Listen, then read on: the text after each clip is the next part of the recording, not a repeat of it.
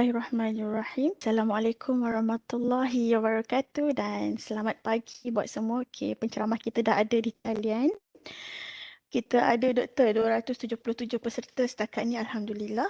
InsyaAllah semoga makin bertambah untuk perkongsian daripada doktor pagi ini. Saya doakan semua berada dalam keadaan yang sihat, sejahtera. Alhamdulillah, insyaAllah hendaknya. Bagi memberkati majlis kita, eloklah jika kita mulakan dengan Ummul Kitab Al-Fatihah. Bismillahirrahmanirrahim. Amin, amin, ya Rabbal Alamin. Kita ada penceramah hebat kita pada pagi ini. Sebelum itu saya kenalkan diri saya terlebih dahulu. Saya Siti Atika binti Muhammad Mastam, pegawai psikologi di HEP UKM. Baru je berada di HEP, sebelum ni saya berada di Sumber Malaysia, Doktor. Jadi bersama kita ni warga UKM ada semakin bertambah peserta. Sebenarnya program kita pada pagi ini adalah anjuran. Saya dilamar, semasa dilamar jadi moderator ni, anjuran jawatankuasa latihan JKKP FST. Terima kasih atas jemputan. Saya berharap peserta mendapat manfaat dalam perkongsian kita pada hari ini. Sebenarnya Doktor, 2 hari lepas kami baru menganjurkan satu webinar kesihatan mental juga, tapi bersama dengan pegawai psikologi. Hari ini kita upgradekan lagi, kita panggil terus forensik psikiatrik untuk kita bersama-sama. Untuk makluman hadirin, Dr. Saramah Muhammad Isa, alumni UKM ya Doktor, grad tahun 2004. Orang kata memulakan karier sebagai seorang doktor. Lama dah ni. Daripada 2004 HO doktor di HKL. Seterusnya pernah ke Hospital Taiping ni, tempat lahir saya dulu ni doktor, di Hospital Taiping. Rata-rata dah saya tengok perkhidmatan doktor. Pernah di Hospital Sungai Siput, Hospital Bahagia Ulu Kenta yang terkini lah sebenarnya. Tapi pernah juga ditempatkan sebagai psikiatris di Hospital Kuala Lipis, Pahang. Dan kini doktor kembali berkhidmat sebagai seorang pakar forensik psikiatrik di Hospital Bahagia Ulu Kenta. Untuk makluman hadirin semua, untung kita bersama pada pagi ini kerana saya baru dimaklumkan pagi tadi Dr. Saramah merupakan the only pakar forensik psikiatrik yang berada di Malaysia. Hanya ada 6 orang setakat ini. Dan yang perempuan memang Dr. Saramah seorang. Jadi kita tumpukan perhatian kita pada pagi ini. Dan semoga ilmu yang diberikan oleh doktor membantu kita dan memberi manfaat buat semua. Tanpa melengahkan masa, saya mempersilakan Dr. Saramah untuk sesi perkongsian pada pagi ini. Dipersilakan Doktor. Bismillahirrahmanirrahim. Assalamualaikum warahmatullahi wabarakatuh dan selamat pagi. Terima kasih saya ucapkan kepada Puan Siti Atika selaku moderator untuk program kita pada hari ini. Dan selamat datang dan selamat berkenalan. Saya ucapkan kepada semua warga Fakulti Sains dan Teknologi Universiti Kebangsaan Malaysia. Jadi pertamanya saya ucapkan terima kasih kerana sudi menjemput saya pada hari ini. Saya rasa berbeza sangat suara saya. Suara Puan Siti Atika memang merdu je saya rasa. Suara saya memang besar. Jadi memang rasa lain, suara sedap. Suara Puan Siti Atika ni saya rasa. So hari ini saya dijemput khas oleh sebenarnya kawan saya lah. Saya tak pasti, saya lupa nak tanya dia boleh ke tak beritahu siapa kawan saya tu. Tapi beliau yang menjemput saya lah untuk berkongsi dengan puan-puan semua pada hari ini berkenaan dengan kesihatan mental di tempat kerja lah. Sedikit pengenalan macam Puan Siti Atika beritahu tadi, saya berasal daripada Kuala Lipis, Pahang, sebab tu saya bekerja di sana. Dan tapi sekarang saya menetap dan bekerja di Hospital Bahagia Ulu Kinta lah. Ni kalau sebut Ulu Kinta ni orang tak kenal kan, tapi kalau orang sebut Tanjung Rambutan orang tahu. Okey, saya daripada situlah sebenarnya. Di situlah tempat saya bekerja, hospital mental, institution mental yang paling besar sekali di Malaysia lah. Di mana saya bertugas sebagai pakar forensik psikiatri, iaitu pakar psikiatri yang menguruskan ataupun terlibat dalam hal-hal perundangan yang melibatkan dengan psikiatri lah. Jadi saya rasa sebab slide saya pun banyak, tapi banyak gambar, jangan risau tuan-puan. Walaupun saya diberitahu tadi ada beberapa hari yang lepas ada sesi dengan psikologi. Jadi mungkin ini adalah satu tambahan ataupun satu penerangan yang lebih maksudnya dari aspek ataupun dari pandangan seorang pakar psikiatri lah ya. Jadi saya harap tuan-puan dapat manfaat daripada ini. Jadi saya akan mulakan dululah. Okey. Kalau ada apa persoalan yang betul-betul tak tahan, memang boleh tanya terus, tak ada masalah. Tapi saya prefer kalau boleh di hujung lah, sebab nanti takut tengah-tengah tu ada dah soalan Tuan Puan yang saya jawab lah dalam slide saya. Okey Tuan Puan, kalau kita tengok ni, saya sharekan di sini ya. Ini adalah contoh-contoh. Contoh-contoh kejadian yang berlaku apabila kesihatan mental tu tidak dipandang dengan serius ya. Kalau kita tahu macam kita biasa kita tahu kalau cakap pasal sihat ni seorang selalu ingat sihat fizikal sahaja, tapi orang jarang pandang ataupun bagi perhatian kepada kesihatan mental tu sendiri ya. Jadi kalau kita tengok, kalau yang saya kongsi ni ialah beberapa insiden lah, sama ada yang berlaku dekat dalam Malaysia ya, dekat luar Malaysia, di mana akibat tiadanya pengurusan kesihatan mental yang bagus menyebabkan mereka ni bertindak di luar jangkaan ya. Kalau kita tengok ni macam ada bergaduh dengan bos dia ya, perselisihan faham, ni semua jadi kes polis. So kalau yang macam ni pula ya, pekerja bunuh diri, pekerja ni dia stres ya, dia stres dan dia tekanan akibat daripada majikan tu lah ya. Jadi dia mencederakan diri, lepas dia mencederakan diri dia kena buang kerja pula ya. So ini semua adalah kesan-kesan daripada tiadanya pengurusan kesihatan mental yang baik ya. Jadi boleh tak kita cegah semua ni daripada berlaku?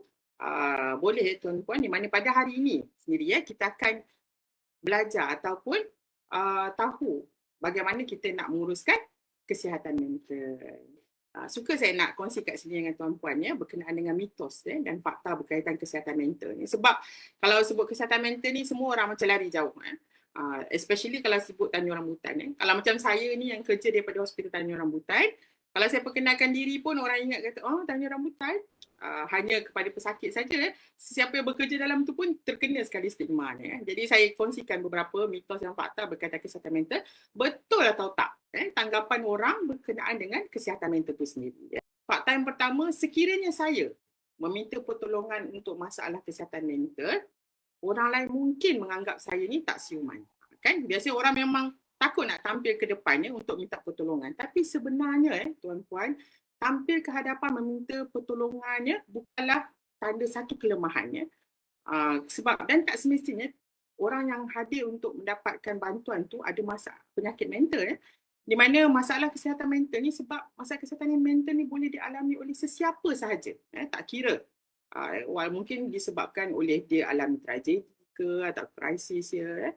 Tapi ya tuan-puan, kalau kesihatan mental ni, masalah kesihatan mental ni tidak di-detect daripada awal, kita tak kenal pasti daripada awal ya, dan terima rawatan, dia boleh jadi lebih teruk ya, dan berakhir dengan macam yang saya share yang pada slide pertama tadi ya.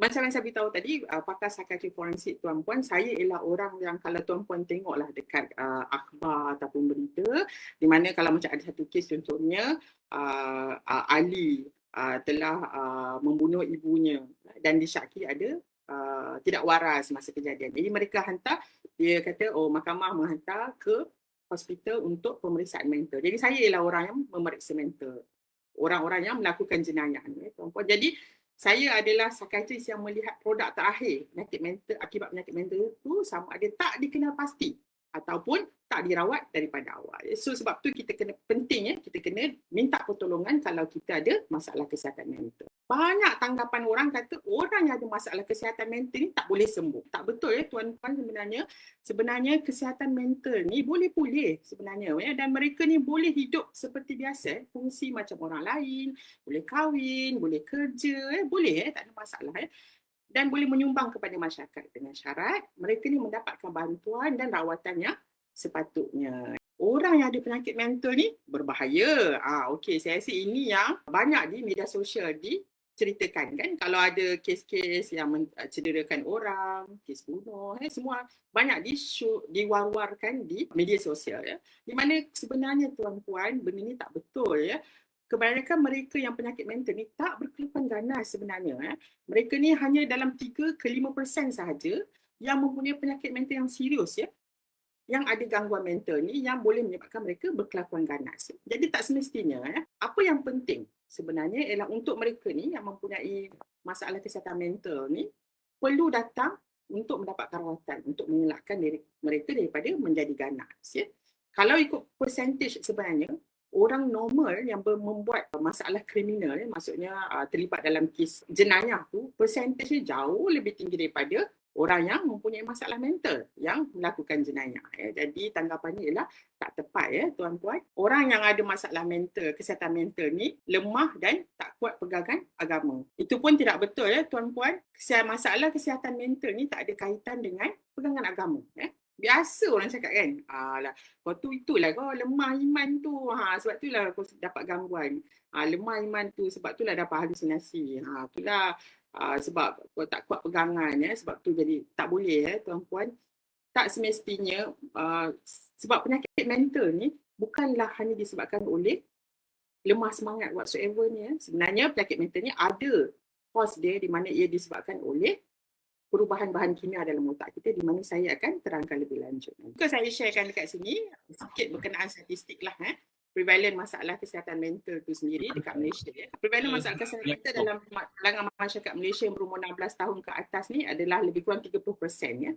Kalau kita tengok daripada tahun 1996 pergi ke 2006 dan 2015 ni bertambah. So banyaklah kalau kita tengok Kalau daripada slide tadi kita boleh nampak sebenarnya 1 dalam 3 masyarakat Malaysia ni mempunyai masalah isu yang berkaitan dengan masalah mental. Bukan penyakit mental maksudnya dia ada masalah kesihatan mental tuan-puan. Saya rasa kalau dalam 3 orang tu sila kira kawan-kawan di sebelah anda. 1, 2, 3. Dalam 3 tu ada 1 tu yang ada masalah kesihatan mental. Bukan penyakit mental tuan-puan, masalah kesihatan mental. Maksudnya mungkin dia stres ke ataupun dia ada anxiety. So kalau kita duduk, mungkin tuan-puan duduk ramai-ramai ke sekarang ataupun tengok daripada berkongsi dengan kawan-kawan ke, dalam 3 kita tu seorang tu mesti ada masalah sebenarnya. Jadi masalah kesihatan mental ni boleh dilihat boleh berlaku pada siapa saja, tak kira umur. Ada kanak-kanak, ada orang dewasa, orang tua, semua boleh ada masalah kesihatan mental. Kalau tengok untuk psikiatri sendiri, kami ada pakar psikiatri, contoh macam saya forensik. Kami ada pakar psikiatri kanak-kanak, pakar psikiatri geriatrik. Ini ialah untuk orang tua. Jadi sebenarnya penyakit mental ni boleh berlaku, masalah kesihatan mental dan penyakit mental ni boleh berlaku kepada siapa saja. So jangan kita tunding jari pada orang lain dan jadi kita tengok pada diri kita sendiri sama ada kita ada masalah kesihatan mental ataupun tak. Dan ada satu laporannya pada 2021 menunjukkan kesan pandemik kepada 1,000 majikan dan pekerja Malaysia mendapati 71% pekerja mengalami kebimbangan tentang kesihatan mental mereka. Jadi ramai orang bimbang, maksudnya lebih daripada separuh. Ini 2/3 kalau kita boleh panggil yang bimbang tentang kesihatan mental mereka. Dan hanya 56% bersetuju majikan telah menyokong kesihatan mental mereka. Jadi hanya separuh saja. Separuh lagi majikan tak membantu. Tapi kalau tanya saya, hari ini dengan topik yang kita buat pada hari ini, sebenarnya majikan ataupun pihak pentadbiran itu dah melangkah satu ke depan, itu menjalankan satu aktiviti untuk education berkenaan dengan penyakit mental. Tak kenal maka tak cinta. Jadi kita kena tahu dulu apa yang kita maksudkan dengan kesihatan mental. Jadi tuan-puan kita kena kenal apa tu kesihatan mental, baru kita boleh tahu apa yang menyebabkan kesihatan mental kita ni tak bagus sebenarnya. Kesihatan mental ni adalah upayaan seorang individu, kumpulan dan persekitaran untuk berinteraksi di antara satu sama lain bagi menjana perasaan sejahtera dan fungsi optimal dan menggunakan kebolehan kognitif, efektif, emosi dan perhubungan dalam mencapai matlamat individu dan kumpulan. Ini definisi skema lah kalau saya beritahu. Ini adalah definisi kesihatan mental daripada polisi kesihatan mental itu sendiri. Maksudnya kalau kita tengok kat sini, sebab tajuk kita ini hari ini ialah stres di tempat kerja kan. Jadi kalau kita tengok kat sini, dia tak bercakap tentang individu saja tuan-puan dia bercakap tentang kumpulan dan persekitaran. Di mana isu kita hari ini ialah persekitaran tempat kerja, kumpulan, klik, kawan-kawan kita tempat kerja dan diri kita sendiri. So 3 aspek ni, individu, kumpulan dan persekitaran ni kena berinteraksi. Bila interaction tu bagus, baru boleh jana benda yang perasaan sejahtera. Bila dia rasa okey, baru boleh jalankan fungsi dengan optimal. Dengan menggunakan 3 kebolehan kognitif kita ni lah. Di mana 3 kebolehan kita iaitu kognitif, pemikiran kita sendiri, efektif, emosi kita, dan perhubungan, relationship kita dalam capai matlamat individu dan kumpulan. Jadi kalaulah kita boleh kenal pasti kalau ada stres ke ataupun masalah yang berlaku, kalau kita boleh handle dia secara betul, jadi kita boleh capai matlamat individu dan kumpulan kita. Di mana itu yang kita aim pada hari ini. Kesihatan mental yang positif ni, sila tengok diri tuan-puan pada hari ini. Bila kita hadir hari ini, sila kita tengok, kita selesa tak dengan diri sendiri? Dapat tak memenuhi tuntutan kehidupan? Selesa tak dengan orang lain? Selesa tak? Cuba tengok orang sebelah kita. Selesa tak dengan dia? Okey. Dan selesa tak dekat tempat kerja kita? Jadi, ada tak antara ni yang terganggu? Jadi, kalau ada yang terganggu, maksudnya kita ada kesihatan mental yang kurang positif lah pada masa ini. Mempunyai mental yang sihat ni ialah dia dapat kekalkan baik dengan fungsi-fungsi biologi ni, maksudnya badan kita lah. Maksudnya tidur, bangun, makan. Jadi itu ialah fungsi biologi kita. Maksudnya semuanya okey.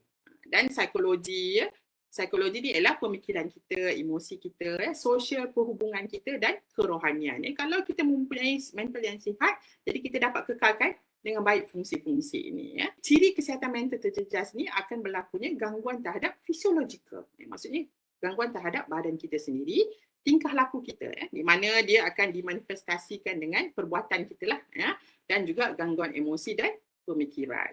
Tuan-puan, isu kesihatan mental yang dikesan merangkumi masalah emosi dan tingkah laku yang boleh berlaku. Especially pada tajuk kita hari ini di tempat kerja ni sendiri ialah contohnya stres. Saya rasa stres ni macam makanan kat mulut lah sekarang. Datang kerja bagi aku stres lah hari ni, tak tahan lah stres lah. Biasa kemurungan, depression, resah, cepat resah, anxiety, letih upaya ataupun burnout, di mana ini adalah mungkin disebabkan oleh beban kerja yang banyak, dan tingkah laku bunuh diri yang mana kita kalau boleh kita nak elakkan daripada berlaku pada benda inilah. Dalam slide seterusnya, saya akan bincangkan berkenaan dengan stres itu. Apa itu stres, apa punca-punca stres, dan juga apa manifestasi, maksudnya gejala-gejala stres. Saya harap tuan-puan dapat berikan perhatian, tengok apa keadaan ataupun semak diri sendiri. Ada tak tuan-puan mengalami simptom-simptom ni? Sebab ini adalah penting untuk kita tentukan macam mana cara kita nak hadapinya nanti. Adakah orang tak pernah stres? Ada orang tanya saya, Dr. Saramah mesti tak pernah stres, sebab dia psychiatrist, ataupun kalau macam Puan Siti Atiqah, mungkin orang kata kita tak pernah stres lah, sebab kita semua orang belajar dalam psikologi, sebab kita pandai menghadapi ataupun menepis stres. Tak tuan-puan, stres ni akan dialami oleh semua orang. Paling-paling kurang pun mesti dah ambil exam mesti ada stres. Nak pergi toilet, tunggu orang kat depan toilet pun ada stres juga. Nak kencing sangat ni, ada orang dalam toilet ataupun toilet penuh panjang ke pun stres. Jadi stres ni adalah hak milik semua orang. Semua orang akan mengalaminya dalam hidup kita. Sama ada sekali atau berkali-kali. Jadi apa itu stres? Stres adalah respon fizikal, emosi dan mental seseorang kepada perubahan atau cabaran. Maksudnya stres ni mesti ada penyebab dia, faktor dia. Bila berlaku ada datangnya punca stres tu, berlakunya respon badan kita lah dalam bentuk fizikal, emosi atau mental. Di mana bila berlaku stres tu, seseorang individu tu dia tak dapat nak mengimbangkan ataupun nak hadapi keperluan dan tekanan tu sendiri. Itu menyebabkan seseorang tu mengalami stres. So, bila seseorang tu mengalami stres, badan kita akan ada tindak balas psikologi, di mana ada dua tindak balas, sama ada tindak balas fight or flight ataupun tindak balas adaptasi. Bila badan kita ataupun kita dapat stres, tuan-puan, badan kita akan bertindak balas. Badan kita ni dia adalah satu ejen protektif, dia akan jaga badan kita. So bila ada satu stres datang, contohnya kerja banyak, so kita ada tindak balas fight atau flight, di mana bila berlaku stres tu badan akan mengeluarkan hormon-hormon tertentu, contohnya kortisol dengan tinggi, dan ada bahan-bahan kimia lain yang akan dirembeskan yang tidak sepatutnya. Dan perubahan bahan kimia ni boleh menyebabkan badan kita akan tengok ini adalah satu threat, satu ancaman stres ni. Jadi dia orang akan tindak balas untuk kekalkan fungsi badan kita. Jadi sama ada satu ialah kita fight, maksud dia lawan balik benda tu, ataupun kita lari daripada stres itu ataupun keadaan yang berlaku stres. Dan satu lagi tindak balas psikologi yang biasa berlaku bila seseorang tu mengalami stres adalah adaptasi, di mana dia tak lari ataupun dia tak gaduh, tapi dia tunggu je kat situ dan dia diterima. Adaptasi ni macam acceptance lah. Dia terima keadaan tu. Di mana kalau tengok contoh saya tulis ni, di mana contohnya kalau orang ni rumah dia di tepi rel kereta api. Hari-hari dia dengar rel kereta api tu. Mula-mula dia rasa stres sebab bising apa semua. Tapi lama-lama bunyi tu macam dah biasa dah bagi dia. Jadi dia tak rasa stres. Okay, so itu adalah adaptasi. Maksudnya bila satu masalah tu kita hadap, maksudnya kita berdepan dengan masalah tu, kita tak boleh tukar punca dia, tak boleh lari daripada tu, kita tak boleh nak ubah dia. Jadi kita ubah cara kita berfikir, kita adapt kepada benda tu. Tapi cuma lama-lama kalau tindak balas ni tak digunakan dengan betul, ataupun tindak balas tu dah tak berkesan dengan badan kita, lama dah aku sabar ni, so lama-lama perubahan bahan kimia semua ni dia akan menyebabkan kesan buruk yang panjang, di mana kita kata physical wear and tear lah.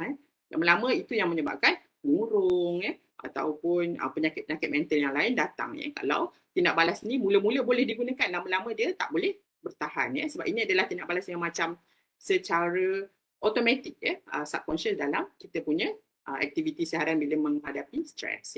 Stres pun ada jenis, bukan semua stres adalah stres yang tak baik. Kalau kita tengok di sini ada dua jenis, iaitu eustress dan juga distress. So eustress ni adalah jenis stres yang baik, memberi kesan yang baik kepada kesihatan kita lah. Okay. Di mana contoh stres apa? Contohnya adalah kenaikan pangkat, itu adalah stres yang bagus. Ataupun naik gaji, itu stres yang bagus. Stres kalau naik pangkat ni, naik gaji tu mungkin kurang, bukan stres lah, sebenarnya seronok lah. Naik pangkat. Dia naik pangkat ni beban kerja akan bertambah. Jadi mesti kita stres, tapi ia bagus untuk produktiviti kita, untuk bila naik pangkat mesti naik gaji sekali, itu contoh eustress. Di mana stres yang tak bagus pula adalah distress. Di mana stres yang berbahaya kepada kesihatan, ianya berlaku akibat berlaku ketidakseimbangan lah antara keperluan yang kita perlu penuhi dan sumber yang kita ada dalam untuk menangani satu isu atau masalah tersebut. Maksudnya mungkin beban kerja tu banyak sangat, tapi kita tak cukup sumber, tak cukup tangan kaki dah nak buat ni, dah tak cukup masa. Beban kerja yang patut dibuat oleh 4 orang dilakukan oleh seorang. Jadi mestilah orang yang mengalami itu akan mengalami distress. Jadi ada dua jenis stres, sama ada eustress ataupun distress. Dan kesan stres ni ialah dia akan menyebabkan, kalau pada tajuk kita di tempat kerja itu sendiri, dia boleh memberi kesan kepada individu itu sendiri ataupun tempat kerja dan organisasi itu. Di mana kalau untuk individu tu boleh menyebabkan gangguan terhadap kesihatan mental dan fizikal, tuan-puan. Jadi biasanya orang yang mengalami stres ni, simptom tu akan berlaku di mana dia, kalau dari segi fizikal ni kan, awal-awal muda-muda dah dapat darah tinggi, dapat kencing manis, sakit tulang belakang, masalah, itu semua antara yang disebabkan oleh stres itu sendiri. Kalau kesihatan mental macam saya beritahu tadi lah, dan gangguan terhadap keseimbangan kehidupan lah. Kalau stres sangat tempat kerja, rumah mungkin terganggu, kena bawa balik kerja dekat rumah, jadi fungsi kita di rumah tu, di keluarga tu pula akan terganggu, dan juga macam beritahu tadi, fungsi seharian akan terganggu lah, dan juga keyakinan diri, bila dah banyak sangat, self esteem kita pun kurang, kita pun rasa tak seronok, dan tak berminat dah nak, maksudnya perkembangan diri tu, nak belajar, nak dapatkan ilmu baru, kita dah tak ada, hilang dah minat disebabkan oleh stres tu sendiri. Di mana stres ni kalau berlaku di kalangan pekerja boleh memberikan kesan kepada organisasi tu sendiri. Sebab tu pentingnya bagi satu organisasi itu mengenal pasti atau membantu staf dia cara untuk deal dengan stres ini. Jadi bagi tempat kerja ataupun organisasi ni menyebabkan ada banyak staf yang tak hadir bekerja, ponteng, selalu cuti sakit, ataupun cepat sangat turnover rate, cepat bertukar. Sebab stres tempat ni, pindahlah, tak pindah keluar. Kualiti kerja merosot, kepuasan dan moral bekerja berkurangan, pergi kerja tak seronok. Hari-hari nak pergi kerja, itu adalah benda yang paling menstreskan. Bangun pagi, alamak, aku hari ni kena pergi kerja lagi, tak seronok, nak cuti je rasanya. Dan kepuasan pelanggan pun terjejas. Bila output tu tak bagus, kualiti kerja tak bagus, jadi dia punya output pun jadi tak bagus lah. Jadi akan affected kita punya pelanggan punya satisfaction. Konflik akan bertambah dekat dalam tempat kerja tu juga, dan berlaku masalah komunikasi. Di mana penting kita tahu benda kesan stres ni supaya kalau seorang, contohnya sama ada kita sebagai individu, kita boleh tengok kalau ada yang contoh-contoh maksudnya saya terangkan bagi individu tu ada berlaku pada diri kita ataupun kita sebagai majikan ataupun orang di tempat kerja tu, kita tengok dekat tempat kerja organisasi kita ada masalah-masalah berikut, maksudnya dah ada stres yang teruk ataupun serius di tempat tu dan satu perlu dilakukan. Okay. Ini adalah yang saya beritahu tadi, stress level dan performance lah ya. Ini adalah kita panggil U terbalik maksudnya dari segi menunjukkan macam mana stres dan performance tu berkait lah ya. Di mana kalau kita tengok dekat hijau tu, kalau tak ada stres langsung ya, performance pun macam tak bagus ya. Kalau bos ni jenis yang aku suka lah, buat apalah, tak kisahlah, siap ke tak siap ke, buatlah, ikutlah sendiri. Itu macam boring pula inaktif ya. Jadi kita perlukan sedikit stres. Itulah sebab ada deadline ya. Ada kita kena capai pada hujung, maksudnya tertentu kerja kita kena ada dia punya apa yang kita nak capai, KPI semua tu ialah untuk ada bagi sedikit stres untuk kita bekerja dan di mana kalau performance tu, stres tu sedikit tinggi, dia bagus, dia healthy, menyebabkan kita ada fokus motivated dan optimum Tapi kalau stres tu lebih, di sebelah yang kanan ni nampak oren dan merah tu, kita akan mula mengalami kalau stress overload lah kita akan mendapat fatigue, letih, exhausted dan kalau lagi terus stres tu terus diberikan tak berhenti, seseorang tu boleh mendapat burnout, breakdown dan mendapat penyakit mental yang serius Tadi kita dah tahu antara jenis stres, apa itu stres Jadi kita kena tahu sekarang apa punca stres Sebab pada hari ini kita bercakap tentang tempat kerja, jadi saya bahagikan kepada 3 aspek lah Sama ada pertama, punca stres tu di tempat kerja sendiri, sama ada disebabkan oleh isu kerja tu sendiri, hubungan interpersonal ataupun organisasi tu sendiri. Stres tu pun boleh berlaku disebabkan oleh diri kita sendiri. Maksudnya mungkin tempat kerja kita dah okey, diri kita tu sendiri yang cara intrinsik kita punya faktor dalaman tu sendiri menyebabkan kita lebih prone untuk dapat stres tu sendiri ataupun faktor luar bukan tempat kerja punya, contoh masalah keluarga dan kewangan Di mana kalau yang pertama isu berkaitan kerja tadi kalau kita tengok contohnya beban kerja yang melampau dan kronik ini juga boleh menyebabkan seseorang tu mengalami stres lah dan keadaan tempat kerja yang tidak selesa Saya dimaklumkan tuan-puan semua sekarang sebab bangunan ada masalah dengan kulat Samsung jadi banyak yang terpaksa bekerja di rumah dan rasa stres sebab banyak kerja-kerja lab tak boleh dilakukan Jadi ini pun boleh menyebabkan stres sebab kita tak boleh nak buat performance yang lebih baik sebab ada banyak kekangan di situ dan juga deadline yang tidak mudah sabar mungkin hantar 30 hari bulan, kita punya bos buat 15 hari bulan sila hantar ada extra lagi 15 days, dia dah buat deadline yang lagi awal. Jadi itu yang tidak munasabah contohnya dan juga beban kerja yang kompleks dan susah yang banyak mungkin latihan yang diberikan tak cukup tapi masuk je kerja tak apalah, pandai-pandai lah kau buat kerja, cari belajar sendiri. Itu antara yang boleh juga menyebabkan stres Next. Seterusnya adalah hubungan interpersonal di tempat kerja juga. Kalau tadi ialah spesifik berkenaan dengan nature of the job tu sendiri sekarang ni ialah hubungan interpersonal tu di mana mungkin ada layanan berat sebelah favoritism di tempat kerja jangkaan yang mustahil dari majikan banyak sangat bagi sini semua sila buat rakan sekerja yang menyusahkan dan hostile contohnya orang yang narsis Jadi ini pun menyebabkan kita rasa stres juga dan hubungan yang tak baik dengan majikan dan rakan sekerja Okey, jadi ini antara penyebab-penyebab pada stres tu dari segi aspek hubungan interpersonal tu sendiri Dari segi aspek organisasi tu sendiri di mana politik tempat kerja latihan tak mencukupi latihan ni penting sebab macam tadi bila beban kerja diberikan mesti ada skill untuk buat tu jadi kena ada latihan dan satu latihan yang penting, aspek lain yang penting ialah bukan setakat latihan berdasarkan kerja latihan-latihan berkaitan dengan soft skill maksudnya contohnya macam inilah stress management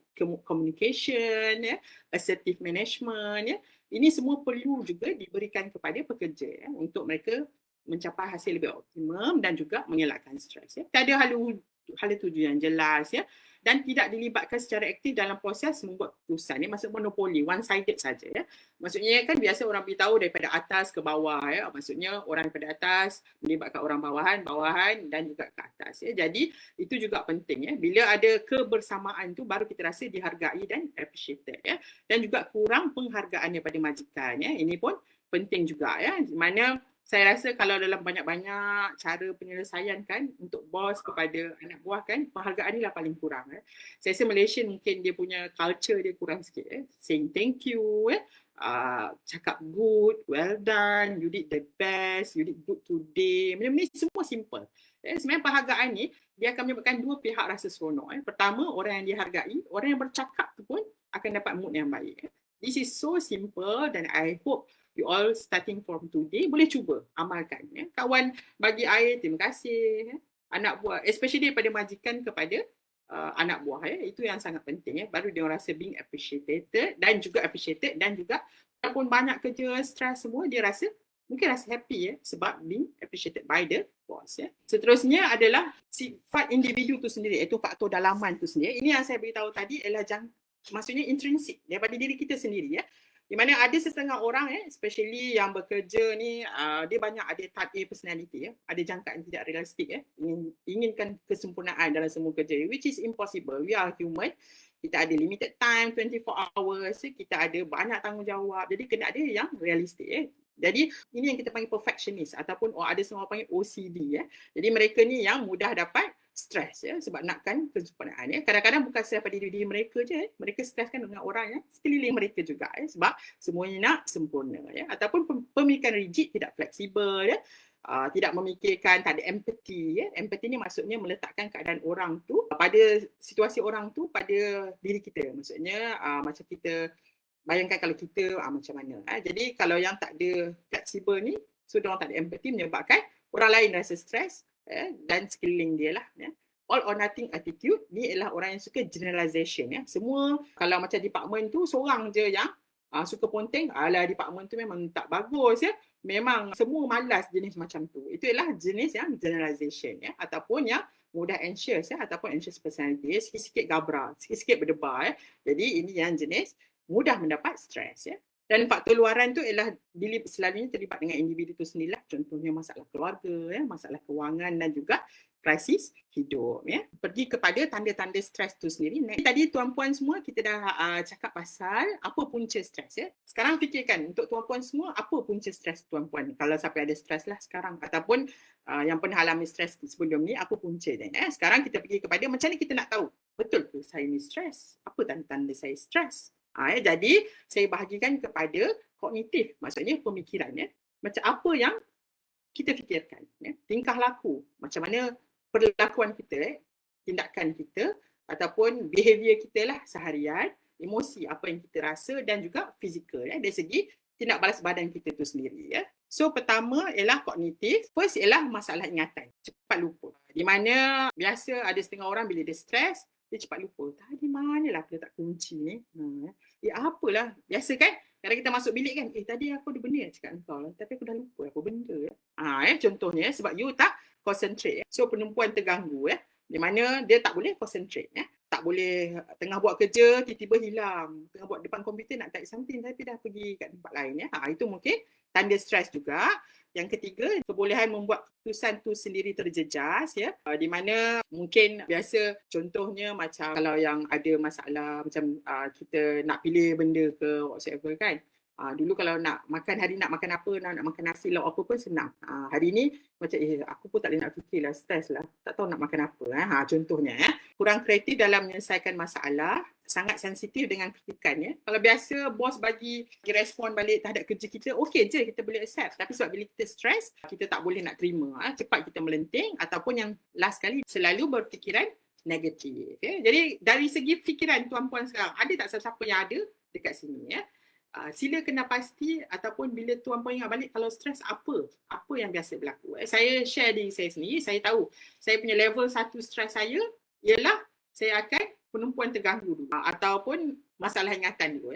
Kalau saya macam itulah, saya masuk bilik saya nak buat apa, betul saya dah tak ingat apa saya nak buat tadi. Saya dah tahu dah. Saya dah ada stres level 1 dah. Nanti saya beritahu saya punya level yang seterusnya apa tanda-tanda stres saya. Ataupun perempuan saya terganggu dan kalau bawa kereta terlepas simpang contohnya, itu pun antara saya dah tahu, okey Sarah kau dah stres dah ni kena buat sesuatu. Tapi level 1, kadang-kadang bila level 1 tu, oh tak apa, mungkin lepas ni pergi minum kopi boleh hilang kot. Biasa kadang-kadang fikir macam tu. Cuba tuan-puan tengok, ada tak? Kalau saya tahu diri saya itu adalah satu tanda saya yang pertama lah, saya akan lupa-lupa. Itu untuk pemikiran kita. Yang kedua, ialah masalah emosi di mana ada bila kita stres, emosi kita berubah dan tak stabil Dia akan kata macam, kalau kami dalam psikiatrik kita panggil lebay lah mungkin you all ada yang panggil moody lah tu. Dia ni hari tu moody lah tu mood dia tak bagus contohnya cepat marah dan sensitif Ada tak tuan-puan perasan kalau dah stres tu balik rumah anak buat sikit pun dah marah kawan sentuh sikit pun marah apalah ni itu mungkin tanda tuan-puan sendiri selalu resah dan tidak boleh tenang, rasa restless selalu duduk tak kena, buat kerja tak boleh perasaan yang melampau, overwhelm. Dia ada perasaan yang macam serba tak kena, rasa nak keluar je. Itu mungkin juga stres. Kesunyian dan terasing. Kalau sebelum ni kalau mengopi ke keluar makan, jomlah Sarah, jom kita keluar sekali, jom. Ni kawan nak ajak, jom makan sekali.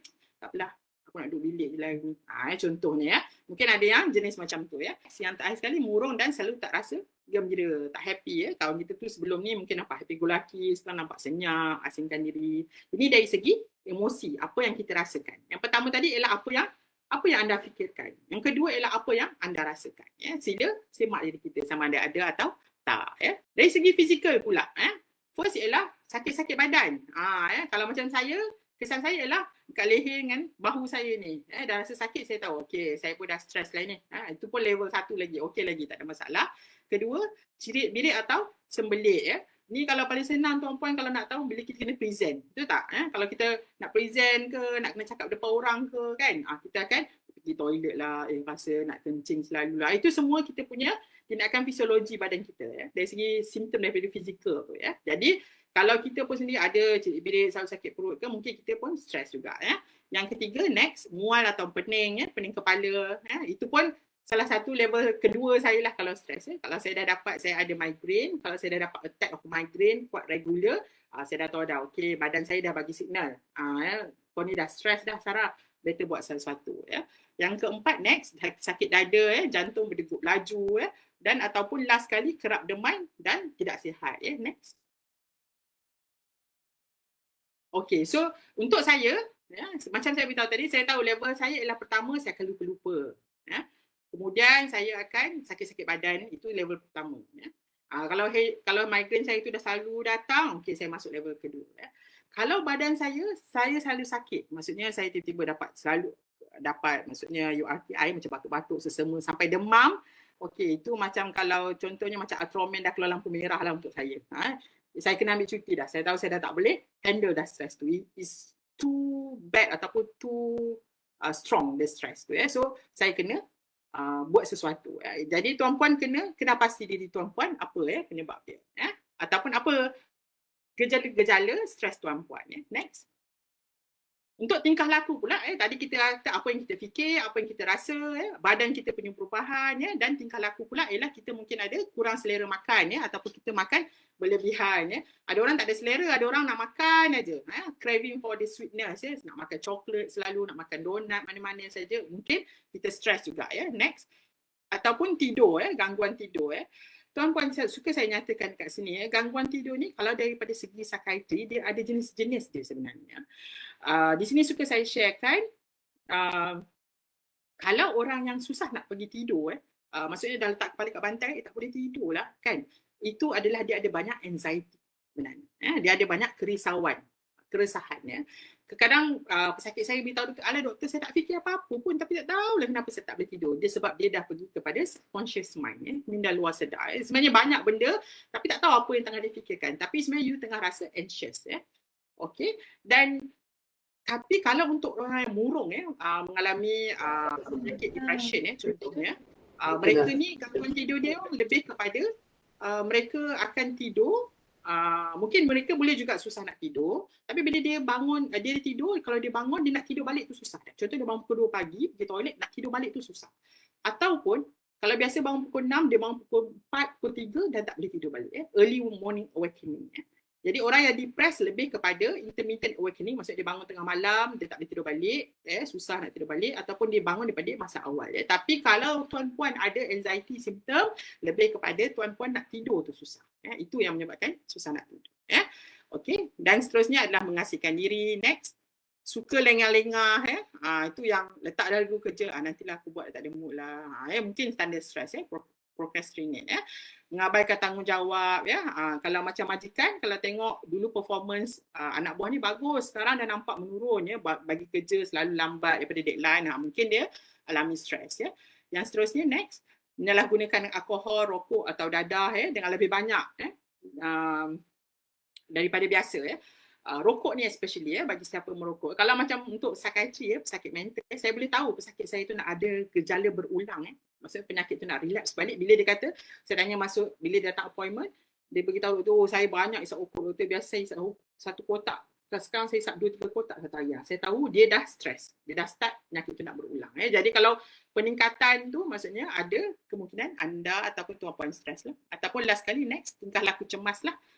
Gigit kuku, munang bandir, restless, itu antara contoh yang lain. Okay, next. Jadi tuan-puan, stres yang kita cakap ni, burn out semua ni, ini hanyalah gangguan kesihatan mental. Yang saya cakap dalam 1 daripada 3 tadi ada ialah gangguan kesihatan mental. Ia bukannya penyakit mental. Sebabkan hari ini kita maksudnya dah jemput saya psikiatris. Saya suka saya sharekan sini beberapa penyakit mental yang common lah. Saya akan lalu secara cepat, tuan-puan. Cuma kalau ada soalan di hujung nanti tuan-puan boleh tanya balik.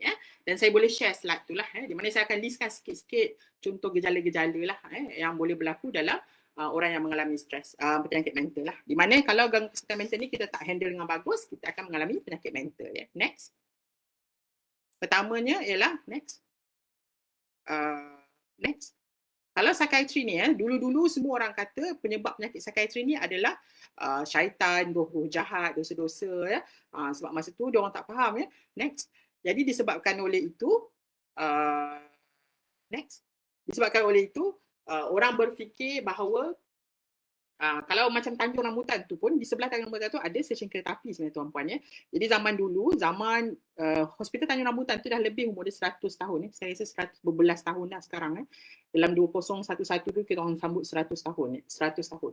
Jadi hospital tu bila zaman dulu, zaman Jepun, zaman British, masa dia orang mula bina tu, apa yang dia orang buat ialah pesakit mental ni cerita dong, bukan dongnya lah, cerita yang dia orang sampaikan lah.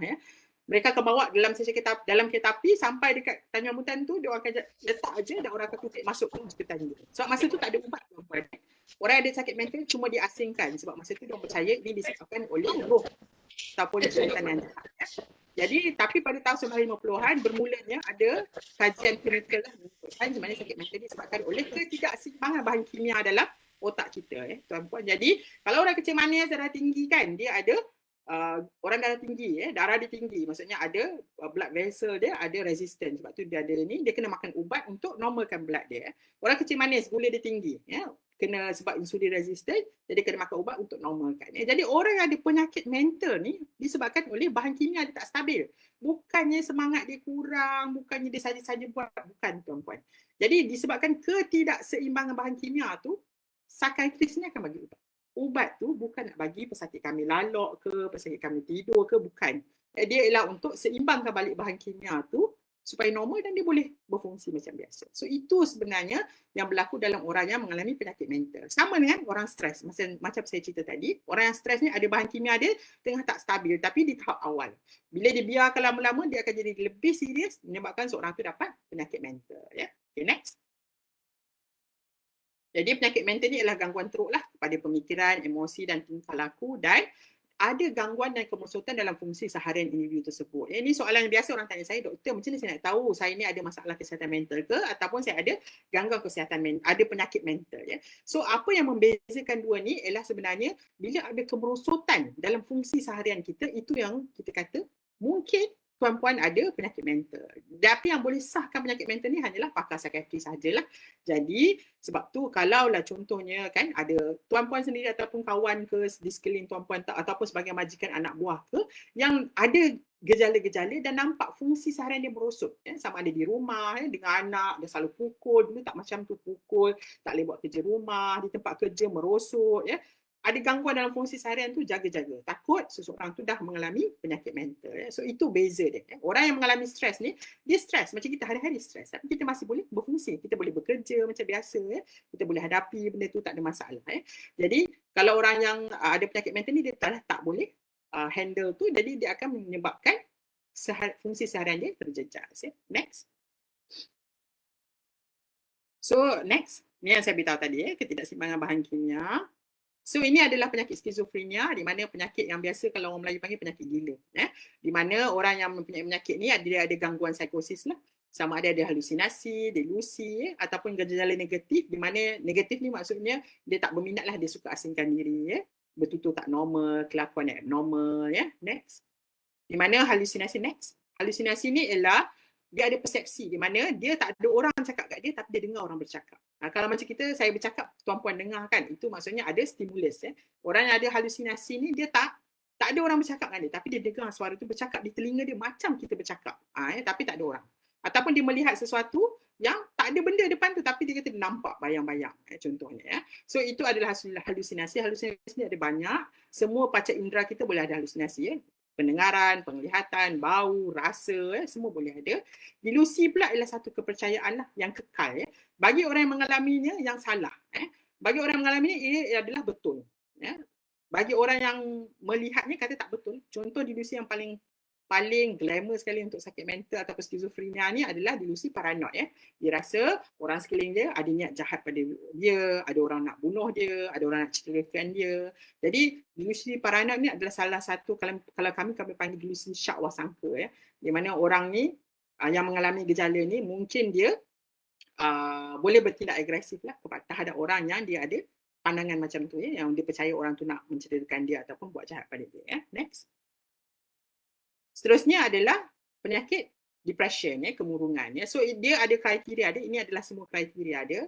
Dua kriteria utama untuk seseorang tu diagnos murung, dia kena ada sama ada satu, dia murung, sedih secara berterusan selama 2 minggu atau lebih, ataupun dia hilang minat pada dulu benda yang dia suka buat. Contohnya Ali suka memancing, sekarang dah tak nak dah memancing, dah tak suka, dah tak gemar dah memancing. Mungkin itu juga tanda-tanda. Dan dia ada simptom-simptom lain dia mana pakar psikiatri akan tengoklah, contohnya masalah tidur, tak boleh tumpu, perasaan bersalah, hidup tak guna, ataupun nak bunuh diri. Next.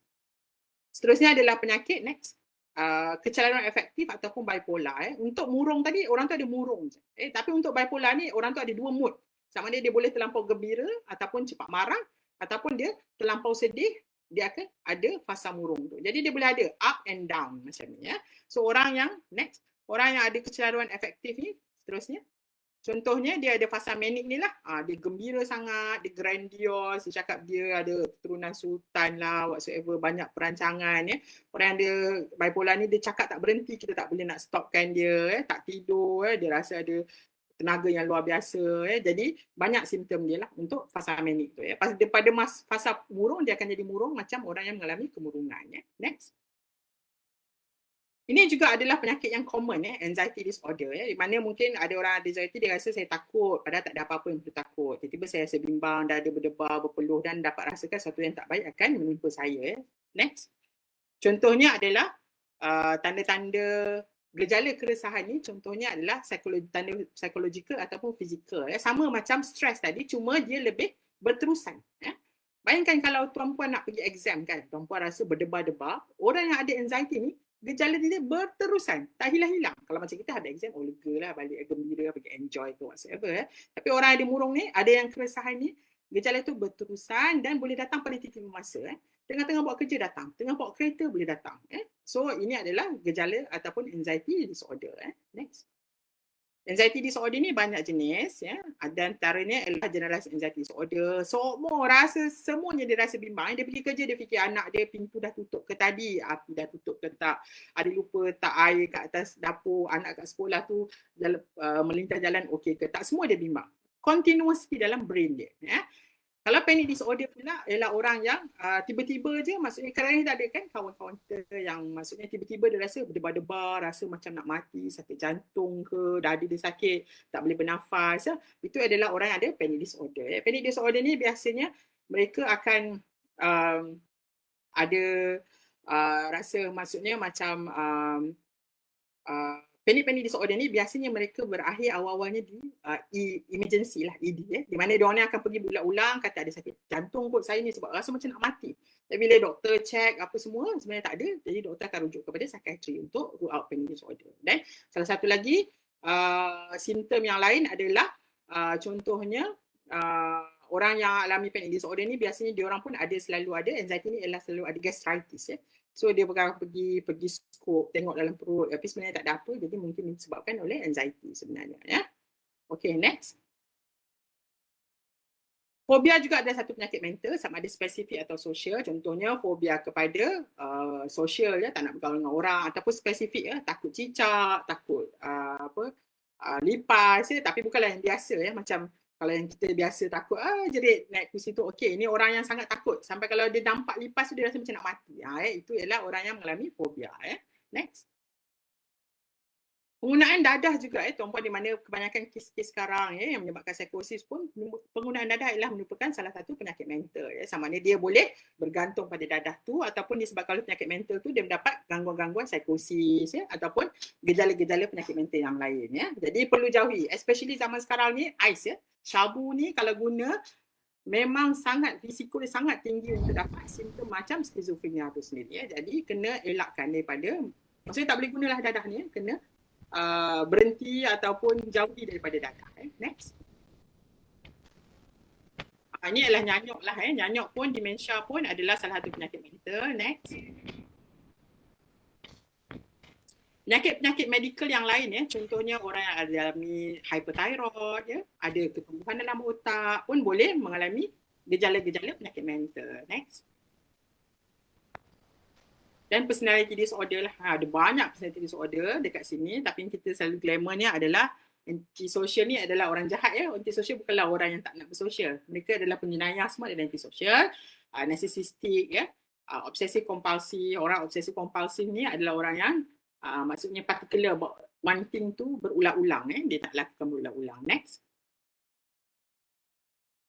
Dan kenapa pesakit psikiatri ni agresif? Sama ada disebabkan halusinasi yang saya beritahu tadi, dengan suatu gangguan yang mungkin yang common dia, sebagai arahan pada dia, ada delusi ataupun kebanyakan zaman sekarang disebabkan oleh pengaruh dadah tu sendiri yang menyebabkan mereka jadi agresif. Next. Jadi rawatan untuk penyakit mental ni adalah dalam pelbagai aspek. Doktor yang merawat akan bagi dari segi aspek biologi, ubat-ubatan. Tadi ingat saya beritahu penyakit mental disebabkan oleh ketidakseimbangan bahan kimia. Jadi ubat-ubatan ni akan menolong untuk stabilkan balik bahan kimia. Kita akan bagi juga counselling dan juga aspek sosial, sokongan untuk pekerjaan, macam nak berhutang, dan juga aspek spiritual lah. Kajian klinikal menunjukkan untuk pesakit-pesakit psikiatri ni, sesiapa yang mempunyai pegangan agama yang kuat, kadar pertumbuhan dia lebih baik. Apa pun jenis agama dia. Jadi memang aspek spiritual ni diambil kira dalam perawatan psikiatri. Kalau di hospital saya, Hospital Tanjung Rambutan, pesakit saya bebas mengamalkan agama masing-masing. Kami ada kelas agama, ada pastor daripada gereja datang, ada yang untuk India, Hindu, ada untuk semayang dia. Jadi kami raikan semua sekali. Sebab kita percaya bahawa pegangan pada agama ni akan membantu kadar penyembuhan. Jadi sama untuk stres. Jadi kalau tuan-puan punya kekuatan adalah pada agama, maksudnya sama ada amalkan sesuatu amalan ke boleh membantu stres, itu ialah memang sepatutnya. Sebab ianya adalah lebih kepada aspek spiritual yang dibuktikan oleh kajian klinikal itu sendiri. Next. Okay, so kita dah kenal apa itu stres, kita dah tahu kalau kita tak rawat stres kita biarkan stres kita lama-lama dia akan jadi penyakit mental. Jadi sekarang ni kita nak tahu macam mana kita nak jaga kesihatan minda kita dan kita nak uruskan stres kita dengan lebih baik. Next. So pertama sekali tuan-puan, kita kena sedar dan akui diri kita ni sedang stres. Ya, jangan deny ya. So macam saya beritahu tadi, kena kenal pastilah apa gejala yang tuan-puan ada sendiri ya. Next. Dan sebab hari ini kita bercakap pasal tempat kerja, ya, saya akan ulas sikit je untuk peringkat organisasi lah. Ya. Tapi sebenarnya untuk organisasi ni dia lebih kepada ada satu, kena ada maksudnya satu ceramah yang khas untuk dia lah. Kalau 2 jam macam ni tak sempat, cuma saya akan ulas sikit apa yang kita boleh tambah baik. Dan seterusnya saya akan jelaskan lebih kepada peringkat individu. Di mana yang kita buat hari ini ialah untuk bantu diri kita sendiri, tuan-puan sendiri. Macam mana saya nak handle ataupun nak kawal stres saya kepada perkara yang lebih baik. Ya. Next. So kalau untuk peringkat organisasi ini, next. Pertama ialah mungkin dari segi structural itu sendiri ya. Sama ada staffing level ya, maksudnya cukup atau tak ya. Work schedule, ya, physical environment ya, macam tuan-puan mengalami masalah dengan bangunan ya. Saya yakin orang tengah buat sesuatu lah ya untuk tambah baik benda tu ya. Jadi itu adalah punca yang maksudnya kita boleh bila kita tambah baik itu, stres tu akan hilang lah nanti. Okay? Dari segi psikologikal pula, macam mana organisasi boleh bantu memberikan social support ya. Stigma untuk orang mengalami masalah mental ni perlu dihapuskan ya. Tak boleh ya. Di mana dia tu gila tu, itulah jangan kawan dengan dia. Tak boleh macam tu ya tuan-puan. Macam saya beritahu tadi, penyakit mental ni boleh berlaku pada sesiapa saja ya. Jangan berkata, oh sebab aku tak ada keturunan sakit mental, aku tak ada ya. Zaman dulu ya, faktor keturunan tu memainkan peranan. Tapi zaman sekarang kalau tanya saya, banyak faktor lain luaran yang boleh menyebabkan seorang tu mengalami masalah ataupun penyakit mental. Ya, jadi kalau ada kawan atau orang yang kita kenali ya, yang mempunyai masalah mental ataupun penyakit mental, kita kena bersupport dia. Ya. Control over the work, ya, psychological, ya, memberikan kontrol kepada pekerja tu sendiri. Macam mana cara dia nak tentukan kerja dia dengan border lah tahap yang sepatutnya ya. Dan juga active participation ya, dalam membuat keputusan ya, macam saya beritahu tadi ya, involvekan sekali, jangan dominate by the majikan sahaja ya. Dan juga last sekali adalah training lah, macam kita buat hari ni adalah skill of stress management ya, macam mana cara nak berkomunikasi ya. Kajian-kajian saintifik memang menunjukkan company-company yang melakukan ataupun jabatan yang melakukan training ni secara bagus ya, akan boleh reducekan ya, merendahkan lagi tahap stres tu dengan lebih banyak ya. Next. Okay, so untuk individu, ini ialah untuk kita lah. Next. Okay, tuan-puan. Kalau tadi yang kita bincangkan pada awal tadi, bila ada satu stres, ada mekanisme psikologi kita. Ya. Jadi, pertamanya ialah, ini yang saya bincangkan ialah macam mana kita coping skill kita. Cara kita nak balas dengan stres tu. Ya. So, daya gaya tindak ni adalah penggunaan strategi atau teknik untuk berhadapan dengan masalah yang kita sedang berlaku lah ya, ataupun emosi negatif yang timbul daripada perkara itu ya. Di mana kita boleh kawal reaksi kita ya. Next. Okay, so situasi atau punca stres yang berlainan memerlukan gaya daya tindak yang berlainan ya. Tuan-puan ya, saya biasanya stress management course ni ialah dia orang ada macam skema dia, apa maksudnya cara yang standard ya. Tapi hari ini saya lemparkan pada tuan-puan berbagai cara yang saya rasa efektif ya. Di mana dan juga sebagai psychiatry kami lebih kepada kegunaan dari segi aspek kognitif dan juga behavior, sebab kita psychiatrist clinician ya, jadi kita lebih kepada secara klinikal ya. Maksudnya yang kita rasa dari segi klinikal memang membantulah untuk stres ya. Jadi kalau tadi kita cakap pasal daya gaya tindak ataupun coping skill tu sendiri ya.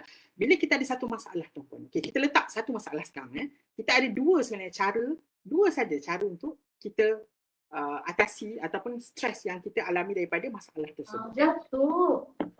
Contohnya bangunan tuan-puan tadi tak boleh digunakan. Okay? Tak boleh digunakan contohnya sebab ada masalah ulat.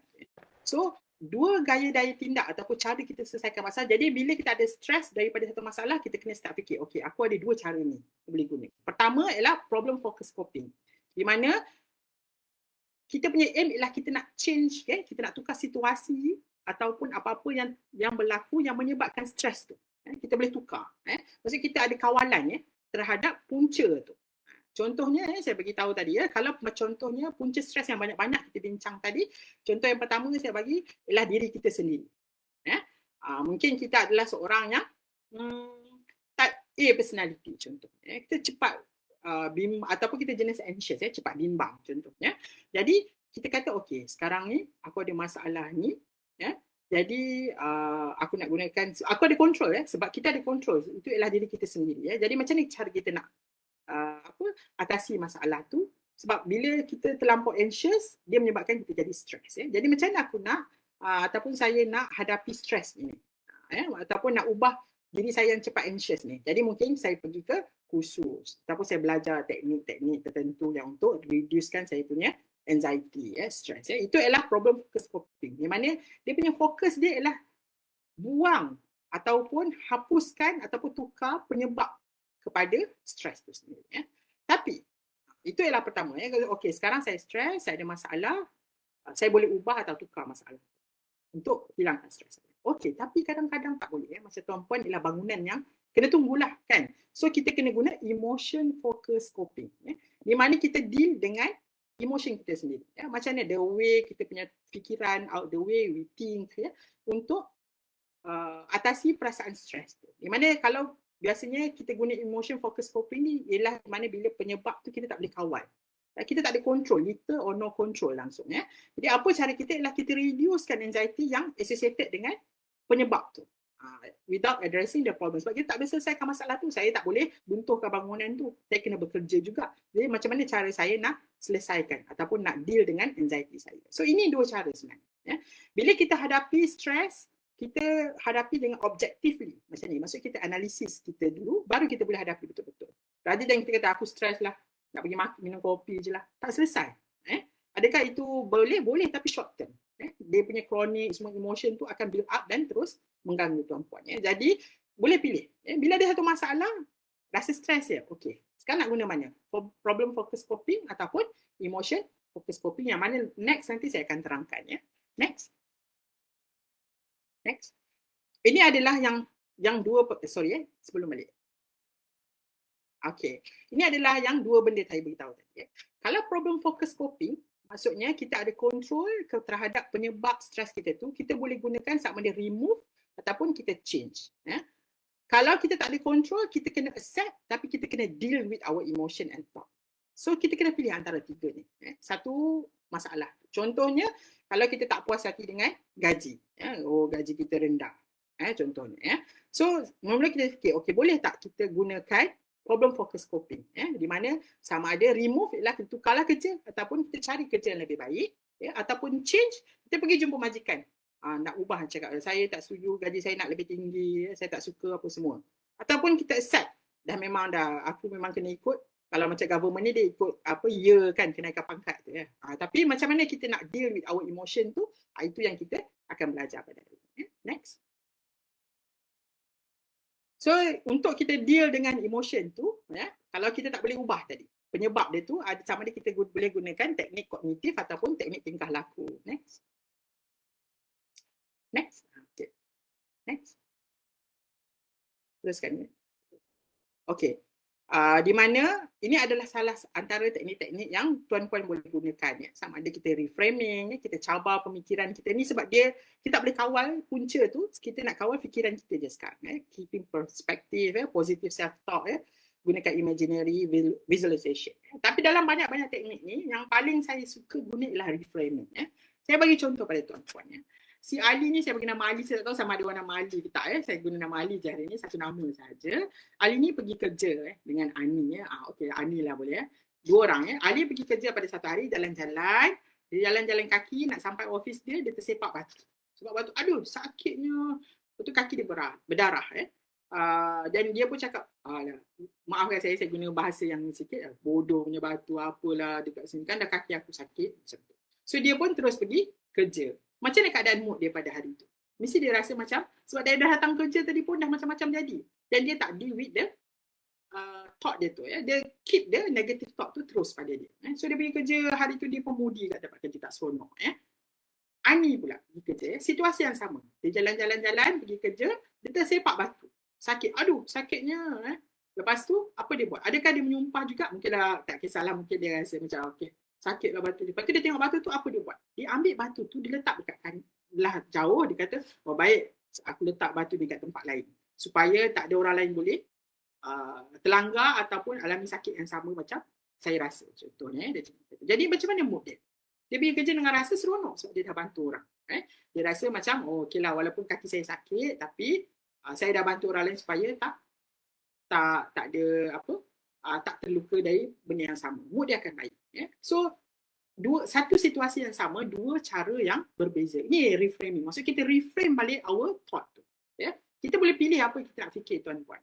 Kenapa kita buat kursus pada hari ini ialah nak bantu diri kita, bukan nak ubah orang persekitaran. Kita nak bantu diri kita semungkin yang kita boleh untuk kita kawal stres kita. Jadi kita boleh reframe. Contoh saya rasa yang paling biasa ialah mak-mak lah pagi-pagi kan, anak buat perangai kan, anak bising-bising. Kita boleh pilih nak menjerit, nak marah ataupun kita boleh pilih tak apalah, nanti kalau layan perasaan tu nanti sampai tempat kerja akan betul tak bagus. Masuk kerja dah hempas barang semua. So you boleh reframe. So you can change your own thought untuk benda yang lebih positif if you choose to do it. Tapi benda ni saya suka ingatkan ia perlukan latihan tuan-puan. Okay, next.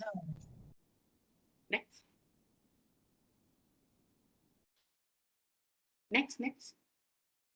Okey.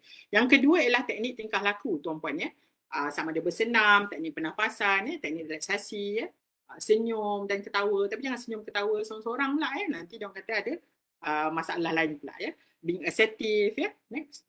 Ada banyak ni Tekan lagi next. Okey. Lagi sokongan sosial, bersahabat minta bantuan. Next.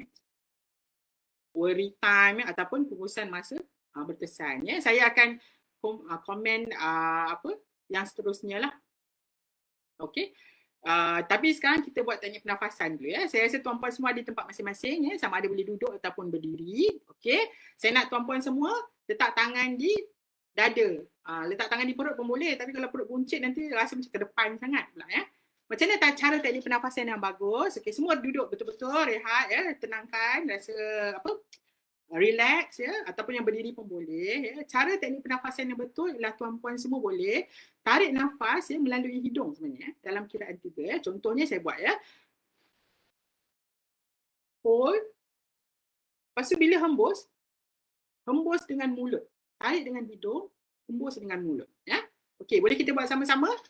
Sama-sama kita buat. Okey. Dalam kiraan 3 tarik nafas, tutup mulut masa tarik nafas. Tahan. Hembus. Okey Buat 3 cycle Kita buat sekali lagi. Tarik nafas. Tahan. Hembus. Bila tuan-puan hembus tu, tuan-puan imagine macam masalah tuan-puan tu berlalu sekali dengan hembusan. Teknik pernafasan ni tuan-puan sangat bagus especially bila kita ada anxiety ataupun kita ada stres yang kita rasa kita tak boleh nak deal, tak boleh keluar dalam situasi. Contoh tengah meeting, gaduh ramai-ramai kan. Tak tenangkan diri sebelum bergerak sebelum saya meletup contohnya. Berhenti dan tarik nafas. Kalau ada masalah tidur pun suka untuk tidur malam, nak pergi tidur, sila amalkan teknik ni. Buat 3 pusingan sebelum tidur dan selepas tidur. Kenapa bernafas ni betul? Bukannya maksudnya kita nak stop sebenarnya tapi kajian menunjukkan bila kita bernafas dengan betul, oksigen tu masuk ke otak dengan baik dan kita boleh berfikir dengan lebih lancar. Saya suka gunakan teknik pernafasan ni untuk kawalan sakit. Ataupun kalau tuan-puan jenis yang cepat marah kan, di antara punca marah sebelum sampai ke nak marah, di tengah-tengah tu sila hentikan dengan pernafasan. Anak-anak di rumah pun, anak tumpahkan air, pecahkan barang. Sebelum nak marah, tarik nafas dulu. Lepas tu baru buat decision yang betul. Sama nak marah ke, nak apa ke, sebelum lepas tu. Baru you boleh kawal emosi. Sila amalkan. Jadi pernafasan ni sangat bagus dan boleh digunakan di mana-mana bila-bila masa. Dekat jam, orang potong kereta kita dengan depan-depan cepat-cepat, tiba macam tu, rasa nak marah, nak maki hamun. Sila gunakan teknik pernafasan. Next. Okey, teknik-teknik tingkah laku yang seterusnya tu ialah saya akan simpulkan di sinilah untuk dalam beberapa slide sahaja tuan-puan di mana memang saya suka membaca dan juga saya suka mendengar tentang pengurusan masa ni. Banyak teknik-teknik yang bagi kita macam-macam cara lah untuk kita uruskan masa tapi kalau tuan-puan suka boleh baca buku ni Oliver Burkeman dan sama ada baca ataupun dalam Audible pun ada berkata dengan 4,000 week time management for motor. So di mana cara dia approach dia adalah berbeza Kita semua ada masa yang sama. Dia kira ialah kita semua kalau kita hidup dalam mungkin umur 70 lebih, kita ada 4,000 minggu sebenarnya hidup kita. Sebab dia nak bagi kita nampak berapa tahun dah kita hidup. Ya. Jadi tuan-puan boleh tengok lah. Ya, kalau orang sekarang umur 36, ya, mungkin dia ada 2,000 lebih lagi minggu yang dia boleh hidup dan mengecapi kehidupan. Kalau 51, tengok dah tinggal sikit dah. Hitam tu kat bawah tu sikit dah. Tak lama dah. Ya. Kalau umur 22, macam saya tak adalah. Ya. Saya dah berusia lah sama, 40 lebih. Jadi dia punya banyak lagi remaining weeks. Ya. Kenapa dia bagi macam ni? Ialah untuk kita rasa, untuk kita hargai hidup kita. Ya. Berapa lama lagi kita insya-Allah lah mungkin hidup. Ini adalah anggaran yang normal. Ya. Next. Dalam buku dia Oliver Burkeman ni, dia bercakap tentang existential overwhelm. Ya. Kita, saya rasa tuan-puan semua sama sebab semua ni bekerja kan. Kita ni ada banyak betul benda nak buat. Tengoklah ya, penuh. Nak buat itu, nak buat ini, nak capai itu, nak capai ini. Bila terlampau banyak, kita jadi overwhelm. Sangat perasaan yang terlebih. Ya. Kita rasa macam, apa yang patut. Sampai satu masa kita duduk, kita tak tahu, aku tak tahu nak buat apa dah. Sebab semua dah overwhelm, dah terlampau banyak dalam fikiran kita. Ya. So, next. Bila kita ada existential overwhelm ni, kita rasa macam kehidupan kita ni kita kena berfungsi 36 jam ya. Jadi kita akan buat kerja dengan cepat. Semua nak kena habiskan dengan bagus ya. So dia kata kalau kita rasa macam tu, kita selesaikan dengan kita, okey saya buat kerja cepatlah, habiskan apa semua cepat. Semua benda saya kena buat terbaik dan cepat. Kita akan jatuh kepada dalam this efficiency trap ni ya, di mana kalau saya beritahu tuan-puan, kalau tuan-puan habiskan cek email habis hari ni, kosongkan meja semua. Esok ada tambah balik semula, kan? Dan makin lama kita rasa makin burn out sebab benda tu banyak. Jadi, kita kena elakkan juga efficiency trap ni. Okay, next. Next. Okay, macam mana kita nak hadapinya adalah dengan ada beberapa cara ya untuk kita enjoy. Tadi kita tengok berapa minggu lagi tuan-puan ataupun saya boleh hidup ya. Jadi kita nak enjoy yang kita ada ni, dah terlepas dari sebelum ni kita tak manage time kita dengan betul. Macam mana caranya? Next. Ada 3 cara. Pertamanya adalah kita embracing a finite life ni, maksudnya kita ada border dalam hidup kita. Kita kena ada border. Tak boleh semuanya kita nak buat, semuanya nak ni lakukan. Dia ada 3 cara. Pertama adalah open close. Ini adalah strategi under achievement ataupun last time reflection. Next. Open close ni, next. Di mana dia suruh kita buat list ya. Benda semua kita kena buat. Tapi pada hari itu kita pilih 3 saja untuk kita buat. Memang maksimum kita buat 3 saja. Bila kita dah habis 3 ni, baru kita boleh move kepada seterusnya. Saya cuba apply, saya baca buku dalam 2-3 bulan yang lepas, which is very good. Sebab kalau kita buat, saya tahu tuan-puan mesti yang suka buat to-do list kan. Buat banyak, lepas tu tak tahu nak start mana. Pilih 3 saja, jangan bergerak selagi 3 ni belum siap. Dan fokus pada 3 benda tu, lepas tu baru next. Bila dah 3 pilih tu, tutup list yang besar tu dulu, buat dulu yang 3. Ini antara cadangan dia lah untuk macam mana kita nak, supaya kita tak rasa overwhelmed sangat dengan kerja kita seharian. Next. Yang kedua, strategi under achievement ya. Ini dia bukan kata jangan buat kerja janganlah semua benda tak bagus ya. Tapi dia suruh kita pilih apa benda yang kita patut buat bagus ataupun kita patut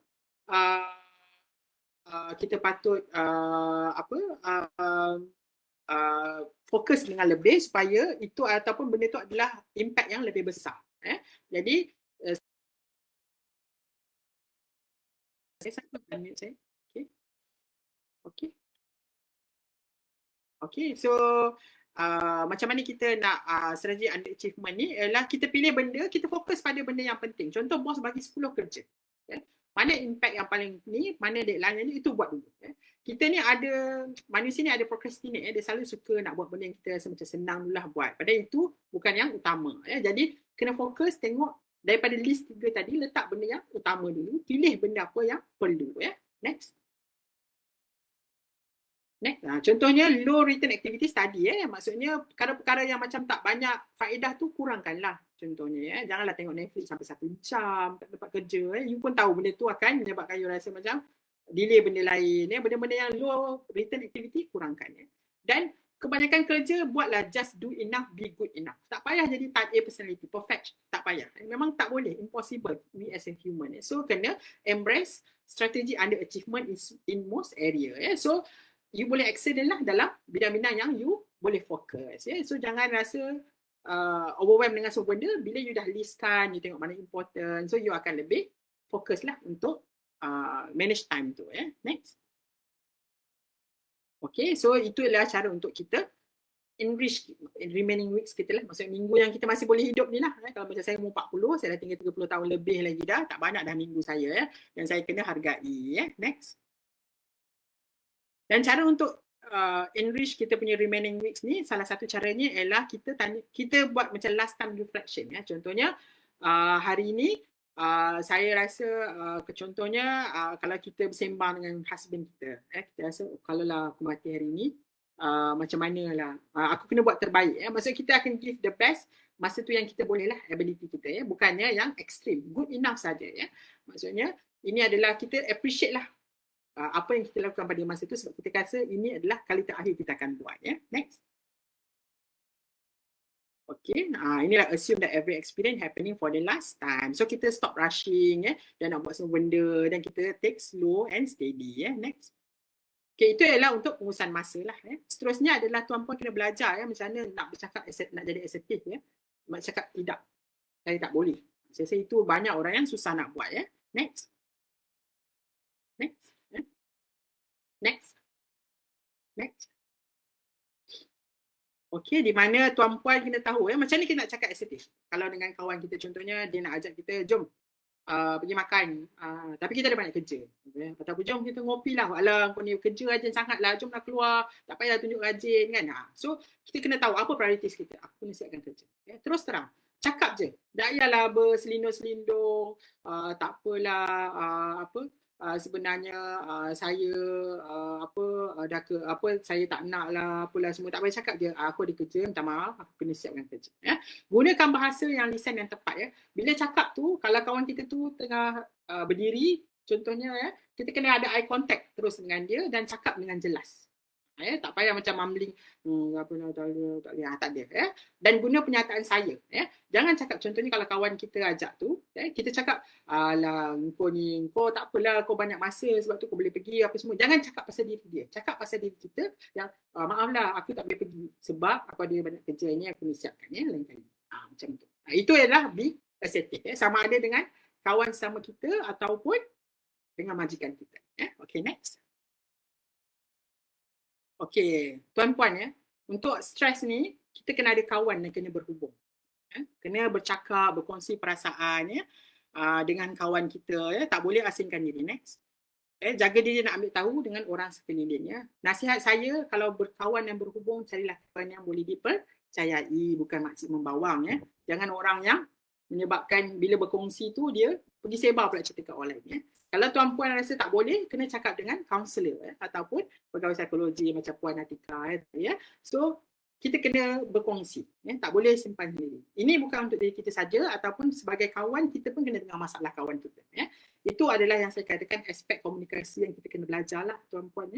Di mana bila orang cakap, kita dengar. Jangan potong-potong cakap. Itu adalah antara yang penting lah. Jadi, berkawan, berhubung. Jangan asingkan diri. Itu boleh bantu juga untuk stres kita. Next. Belajarlah menyukai diri sendiri. Kita boleh suka diri sendiri. Enjoy lah. Suka apa?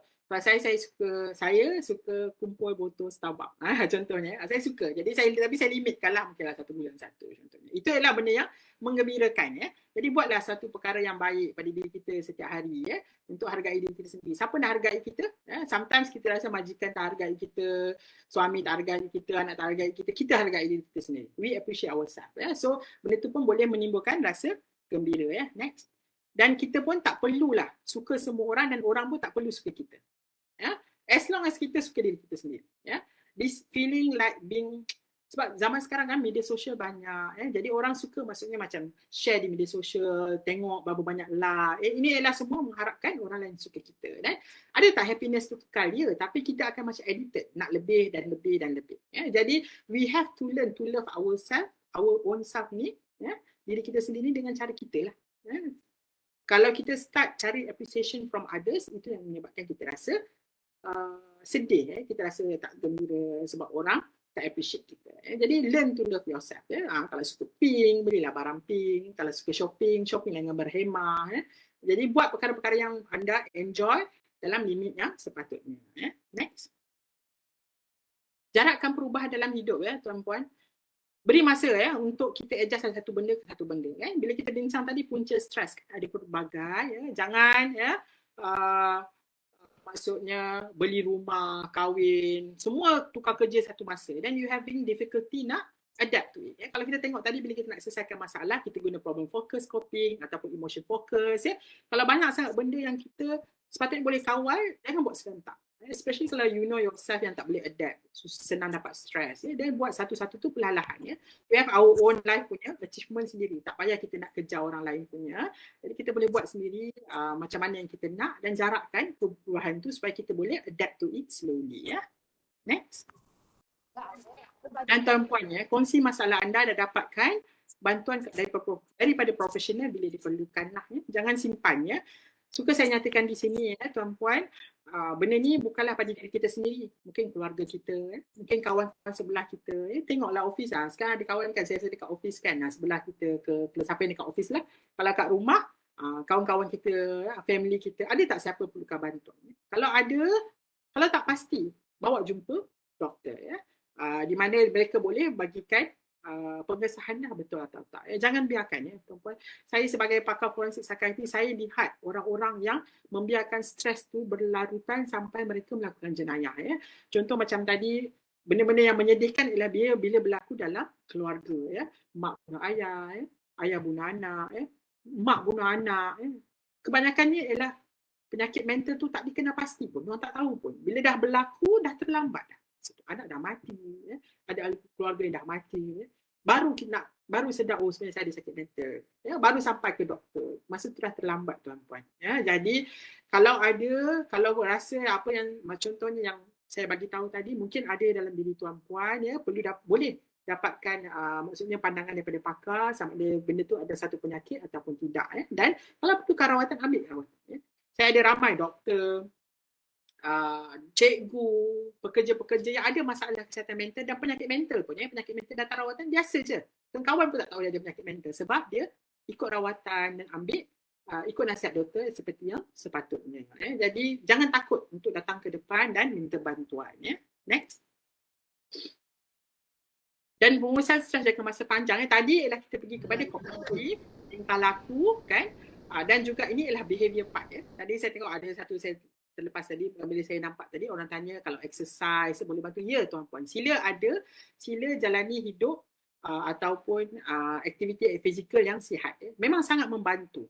It's one of way of treating ataupun the good coping of handling stress.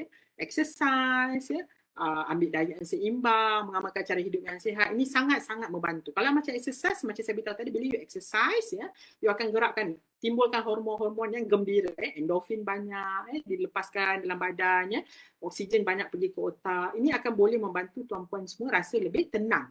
Dan mungkin punca stres masih ada. Contohnya bangunan puan masih lagi ada kan, tak boleh nak buat apa-apa, masih tak boleh pergi kerja contohnya, tapi cara tuan-puan berfikir, coping tu lebih baik sebab kita ada cara hidup yang sihat. Jadi please kalau saya difahamkan tuan-puan sekarang memang tak boleh nak keluar, tak boleh pergi tempat kerja, duduk di rumah kan, ambillah masa ni untuk sama ada berexercise, buat hobi-hobi yang tuan-puan nak. Selama ni kalau kita pergi kerja, selalu fikir bila lah saya dapat cuti dan tak boleh cuti. Sekarang cuti lama duduk di rumah, ambil masa ni untuk rapatkan hubungan dengan anak beranak, buat aktiviti-aktiviti yang macam kalau tanya saya, kami adalah sebagai pekerja kesihatan, kami tak pernah cuti. Masa PKP pun kami masih kena bekerja macam biasa.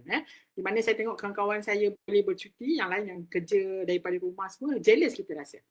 Sebab masa tu kita tengok mereka dapat lakukan sesuatu lah untuk keluarga mereka ataupun ada masa lah yang Tuhan bagi untuk kita spend time lebih di rumah.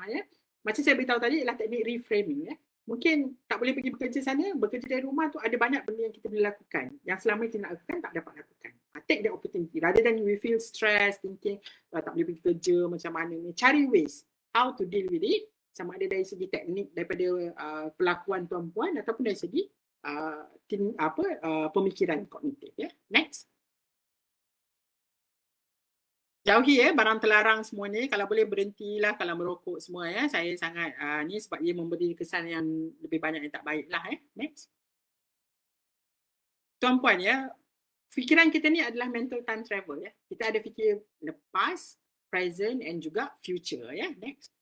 Di mana dalam otak kita mesti kita ada fikir sama ada benda yang dah lepas ya, benda yang sekarang ataupun benda yang akan datang ya. So apa yang berlaku ialah bila kita selalu sangat fikir pasal yang lepas ya, kita selalu ruminate ya, regret, menyesal apa semua, kita akan dapat rasa murung. Ataupun kita selalu sangat bimbang pasal future. Asyik fikir apalah nak jadi nantilah, mungkinlah apa semua, bimbang. Bimbang saja kan, benda tu tak jadi pun lagi. Tapi cukup bermain di fikiran kita, kita akan dapat anxiety, worry. Ya. Kita selalu rasa resah, gelisah. Ya. Jadi, apa yang patut kita buat next, ialah mindfulness, ialah kita berfikir pada masa ini.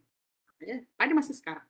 Tuan-puan sekarang berada di rumah, tak boleh pergi bekerja. Apa yang saya patut appreciate masa ini? Apa yang seronok dengan duduk di rumah masa ni? Fikir yang sekarang. Jangan fikir future, jangan fikir banyak fikir yang pasal past. Benda fikiran tu akan datang secara automatik. Tapi gunakan teknik-teknik kognitif tadi untuk fokus pada sekarang. Sebab future benda berjadi, past dah lepas. Dua-dua tuan-puan tak boleh ubah. Yang boleh ubah semua hanyalah sekarang. Yang mana tuan-puan duduk sekarang, tuan-puan nak exercise sekarang, tuan-puan nak amalkan kehidupan seimbang sekarang, semua boleh ubah ya sekarang. Ini kita panggil mindfulness. Tuan-puan boleh cari, ini adalah satu teknik yang glamour lah pada masa sekarang ya, di mana kita fokus pada apa yang kita ada sekarang, hargai apa yang kita buat sekarang. Supaya kita tak terlampau risau akan datang dan juga yang dah lepas. Next. Dan seterusnya tuan-puan ya, performance under stress ni, ini suka juga saya nyatakan ya, focus on the process not the outcome. Next lagi. Dan juga separate your self-worth from performance, sorry ya. Di mana kalau tuan-puan tengok ya, focus on the process not the outcome ya. Di mana kan sebenarnya ini adalah khas ya, sama ada untuk majikan ataupun untuk diri kita sendiri ya. Dalam melakukan suatu pekerjaan memang kita ada KPI. Kita memang ada benda yang kita nak capai ya. Tapi manusia ni dia selalu fokus dengan benda yang nak capai itu. Dia tak fokus, tak enjoy dengan the process ya. Kalau benda tu biasa diamalkan dalam kerja seharian kita, dalam meeting, dalam apa-apa perjumpaan ya, ialah bila kita bagi tahu ataupun kita fikir, kita kena fokus dengan now lah, proses yang kita hadapi itu. Kita enjoy the process ya. Contohnya ialah kita kena kalau proses contohnya saya ada pesakit saya nak rawat pesakit tu. Kalau saya fokus pada outcome, saya nak dia sembuh ya, nak baik dengan cepat apa semua, saya akan jadi stres ya. Tapi kalau saya enjoy, maksudnya saya hargai proses saya merawat pesakit tu ya. Saya enjoy cakap dengan dia ya. Saya fokus pada apa yang saya boleh buat sekarang. Apa yang saya boleh buat sekarang, apa yang saya boleh bantu dia ya. Saya tak dominate my think with the outcome ya. Dengan future tu saya tak dominate ya. Saya dominate dengan proses. Saya suruh enjoy proses tu, okay, kita cuba whatsoever, jadi kita takkan stres. So try our best to focus on the process. Saya suka bagi contoh ni, antara yang paling senang adalah anak-anak kita ambil exam ya, SPM contohnya ya.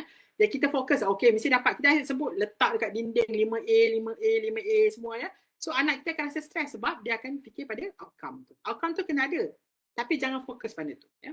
Fokus pada proses. Tak apa, itu yang selalu orang kata, mak bapak kata, belajar kita cakap kat dia tak apa, belajar, enjoy the proses belajar. Ini proses belajar ni lah satu kesediaan awak untuk pergi ke universiti contohnya ya. Belajar rajin ni, cara teknik buat tu apa, fokus kepada dia punya belajar tu. Jangan fokus pada outcome. Sebab tuan-puan, kalau kita fokus pada proses, automatic outcome tu insya-Allah akan okay. Rather than we put the pressure too much on the outcome, so proses tu akan jadi kelam-keliput sebab kita dah stress. Ya, suka saya nyatakan majikan semua ya, kalau masuk pertandingan ke ya, ask our member tu semua enjoy proses tu. Proses nak cari, nak bertanding, jangan fikir pasal kau mesti dapat nombor 1 ya. Jangan ya. So bila dia fokus on the process, so the outcome tu insya-Allah automatic akan menjadi baik ya. Dan separate yourself from the performance. Ya. Ini pun penting ya tuan-puan. Performance kita ada naik dan turun. Ya. Mana ada sentiasa baik ya. Saya jadi doktor pun kalau orang kata straight A, mesti ada masa yang pernah fail dalam exam juga. Ya, mesti ada ya. Jadi tapi itu ialah bukan menggambarkan ialah self-worth saya. Ialah bukan menggambarkan diri saya ni. Ya, itu adalah perbuatan saya saja. Mungkin pada masa tu saya ada masalah ya. Tapi harga diri saya masih tinggi. Saya memandang diri saya masih tinggi walaupun saya fail. Saya akan boleh bangkit semula. Ya. Tapi kalau you kaitkan your performance ya, you punya pencapaian tu dengan nilai diri you, jadi kalau dia jatuh dia akan jatuh sekali. So separate yourself from the performance. Ini ialah untuk diri sendiri dan juga untuk bosses ya. Bila you komen anak buah apa semua ya, jangan pandangkan kesalahan yang dia buat itu adalah identiti diri dia. Itu adalah outcome dia. Ya. Itu adalah mungkin masa tu dia stress whatsoever, so dia punya performance tu low. Tapi dia mungkin seorang yang bagus, self-worth. Jadi bila kita fokus pada performance, kita tak bencilah orang tu. Ya? Dan kita profesional lah bila kita bercakap ataupun berbual ke bersembang. Ini jangan, kalau satu tu dah buat ni, terus kata aku tak nak kawan dengan dia tu memang tak bagus. Macam tu. Just because performance dia tak bagus. Mungkin orang tu okey sebenarnya. Performance saja dia tak bagus, masa tu mungkin disebabkan faktor lain. Ya? Okay, next. Next. Saya ada dapat satu, ni yang last lah. Sebelum yang last saya, sebelum balik. Okay. Saya dapat soalan berkenaan dengan how to deal with the narcissist worker, co-worker. Di mana isu narsistik ni memang sangat common lah sekarang. Narsis ni apa tu narsis? Narsis ni ialah orang yang ada inflated dia punya self ego dia. Dia je betul. Dia yang terbaik. Tak ada self empathy pada orang lain. Kalau kami panggil narsis ni senang je. Kami panggil me and me. Semuanya ialah pengendalian dengan diri saya. Dalam meeting ke, dalam apa ke. Ini adalah orang yang narsis. Ada narsis personality tadi kan. Itu adalah ciri orang narsis. So macam mana nak deal? Kalau co-worker kita ataupun kawan kita, majikan kita adalah seorang yang narsis. First kita kena identify lah. Kena tengoklah betul ke dia tu narsis. Document offensive behavior. Saya tengok beberapa memang betul. Sebab narsis ni dia sangat pandai bergaduh, pandai bercakap bergaduh semua. So kalau you sebagai majikan ataupun you sebagai kawan, ada tak kalau maksudnya bila narsis tu apa-apa offensive behavior, contohnya dia buat sesuatu, marah you, menjerit-jerit, you document, simpan. Supaya kalau ada apa-apa pada masa akan datang, you boleh tunjuk balik sebagai bukti. Especially majikan, kena bukti. Sebab kalau tak mana ada, dia akan cakap tak ada lah. So, boleh dokumen. Set firm boundaries ni. Boundaries ni, kita punya boundaries ni maksudnya, inilah sempadan tu, ialah sama ada diri kita sendiri. Bila kita berurusan dengan narsis, kita kena tahu dia ni narsis. Kita kena conscious mind kita masa bercakap dengan dia. Dan jangan tolerate dengan certain behavior. Contohnya macam dia ejek nama, kau ni pemalas, kau Sarah pemalas, dia panggil macam tu. Ataupun dia menjerit, dominating the conversation. Maksudnya dia bercakap, dia je yang betul. Jangan tolerate benda tu. You kena set firm boundaries. Remain assertive, jangan submissive. Kena tegaslah macam saya beritahu tadi. Ingat, assertive, bercakap, tengok mata dia, cakap pasal diri kita. Ada eye contact dengan suara yang jelas bila cakap, nyatakan ke tidak setuju, kalau tak setuju kena beritahu dengan betul-betul. Kalau employee tu maksudnya kita punya colleague tu, kita boleh consult kita punya bos lah, beritahu kita emphasize dia punya isu lah. Jangan cakap dia tu narsis bos, sebab tak suka dia. Beritahu apa perlakuan dia sebagai narsistik tu, apa yang tuan-puan tak puas hati, dan tulis insiden yang spesifik. Be objektif masa mengadu. Rather than you attack on personality, you beritahu secara factual, objectively apa kelakuan-kelakuan tu. Jaga-jaga. Orang narsis ni dia suka flattering, macam alah awak cantik lah hari ni, love bombing, kena hati-hati, kena conscious. Dan jangan avoid sharing personal detail dengan diorang. Maksudnya jangan share lah, sebab nanti dia akan gunakan balik benda tu pada kita. So bila bercakap dengan diorang ni memang kena be firm. Orang narsis ni, dia punya makanan dia adalah bila dia bercakap dengan kita, dia nak kita marah. Ataupun kita react negatively. Itu ialah makanan dia. Dia lagi happy. Dia lagi suka. Kalau macam dia buat kita marah, dia panggil kita, bodoh kau ni, kau pun bodoh lah, whatever. Jadi itu yang dia suka. Ataupun kita hilang kontrol, kita pun menjerit. Itu memang dia suka. Dia suka reaction tu daripada orang lain. So jangan bagi makan pada dia punya kesukaan. Jadi tuan-puan bila bereaksi dengan dia, kena calm. Dan minimum, cakap yang minimum. Kalau tak suka, berlalu saja. Biar saja. Tak ada reaction. Diorang ni kalau diorang macam banyak marah tu, you diam je. Habis? Okay, masih belah. Tak payah. Tapi aku rasa whatsoever, tak payah menegakkan menang bahasa, sebab diorang akan rasa diorang nak menang saja. Jadi, itu caranya dengan narsis lah. Ini secara simple sajalah. Next. Okay, so ini adalah kalau tuan-puan ada gangguan kesihatan mental, macam mana nak tahu? Next. Ini adalah contoh saringan kesihatan mental DAS. Ini adalah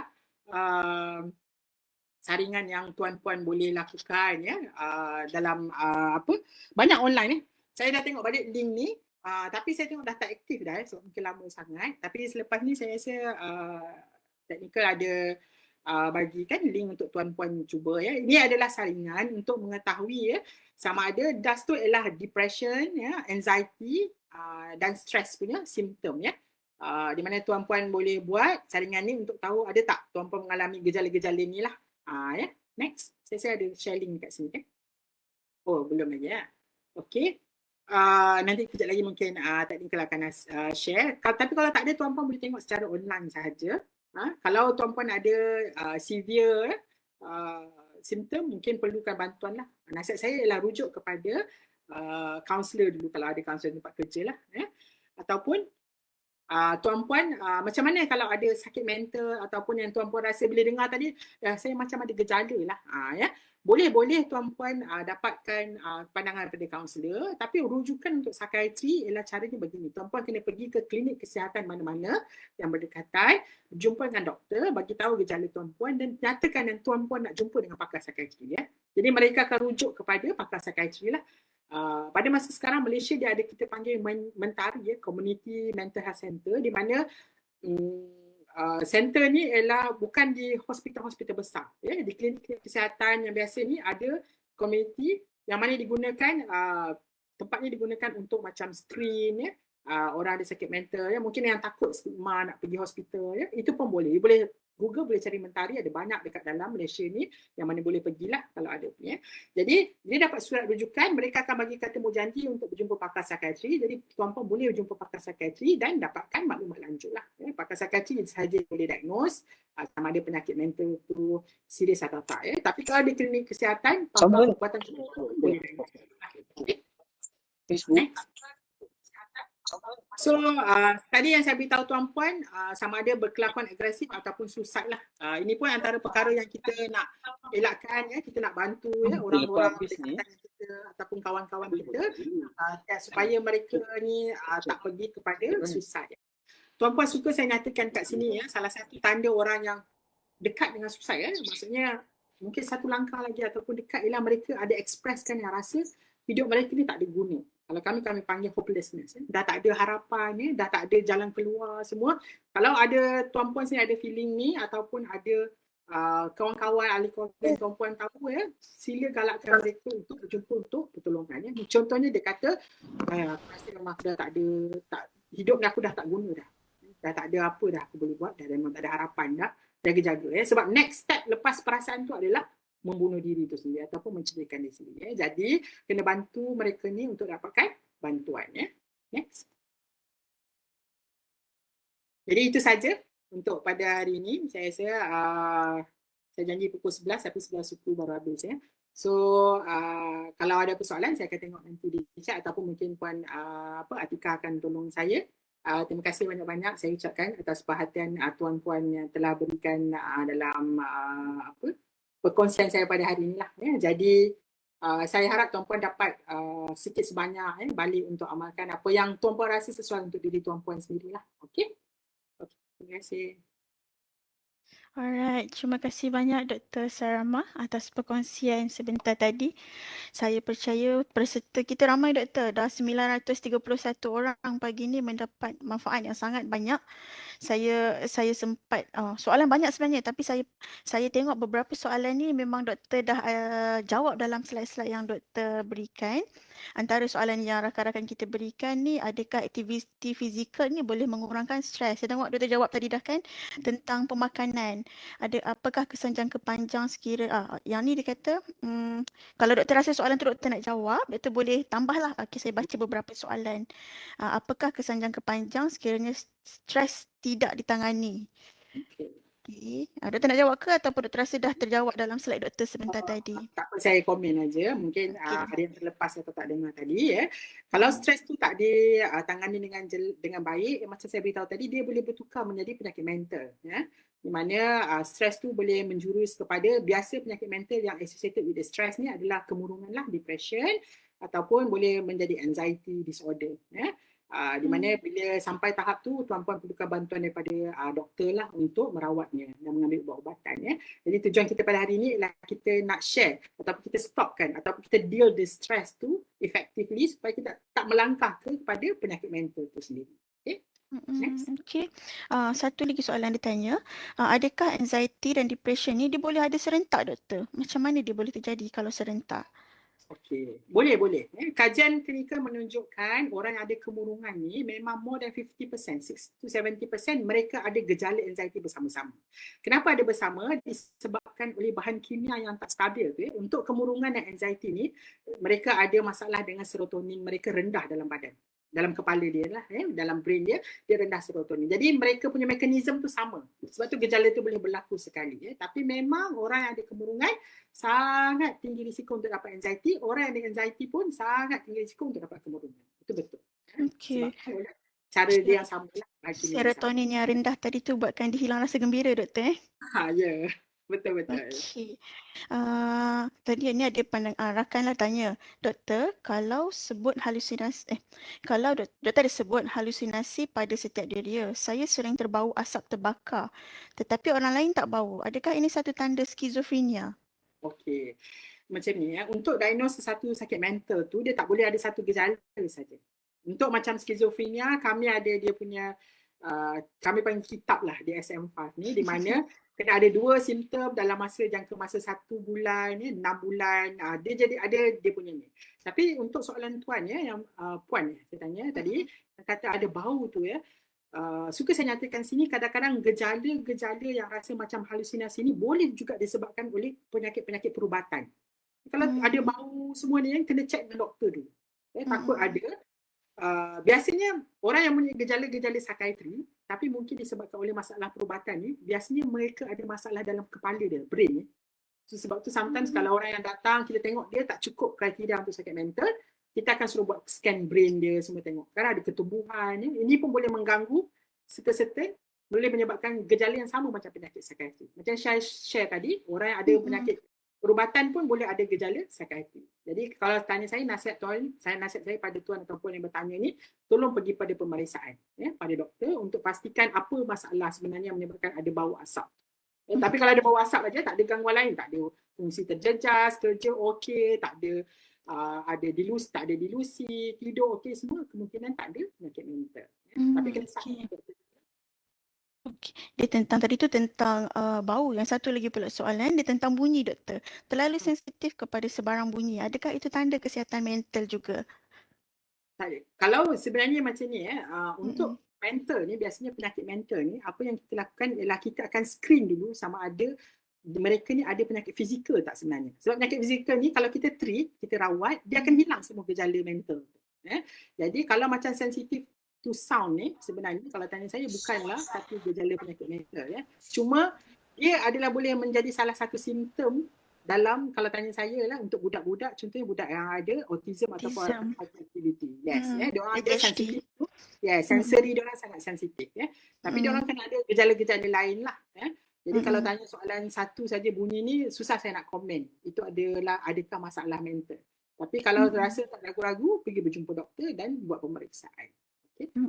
Doktor, saya berminat bila tadi doktor katakan jumpa doktor untuk kita mengesahkan. Which one come first doktor pada pandangan doktor lah, jika dia rasa actually dia ni isu kesihatan mental, adakah sebenarnya dia perlu verify dengan doktor fizikal, orang kata clinical health dulu, jumpa doktor sahkan okey ini bukan isu kesihatan fizikal, dan baru ke psikiatrik, ataupun dia perlu ke psikiatrik dulu dan dah sahkan tak ada simptom-simptom according to DSM tadi, baru dia ke doktor kesihatan fizikal.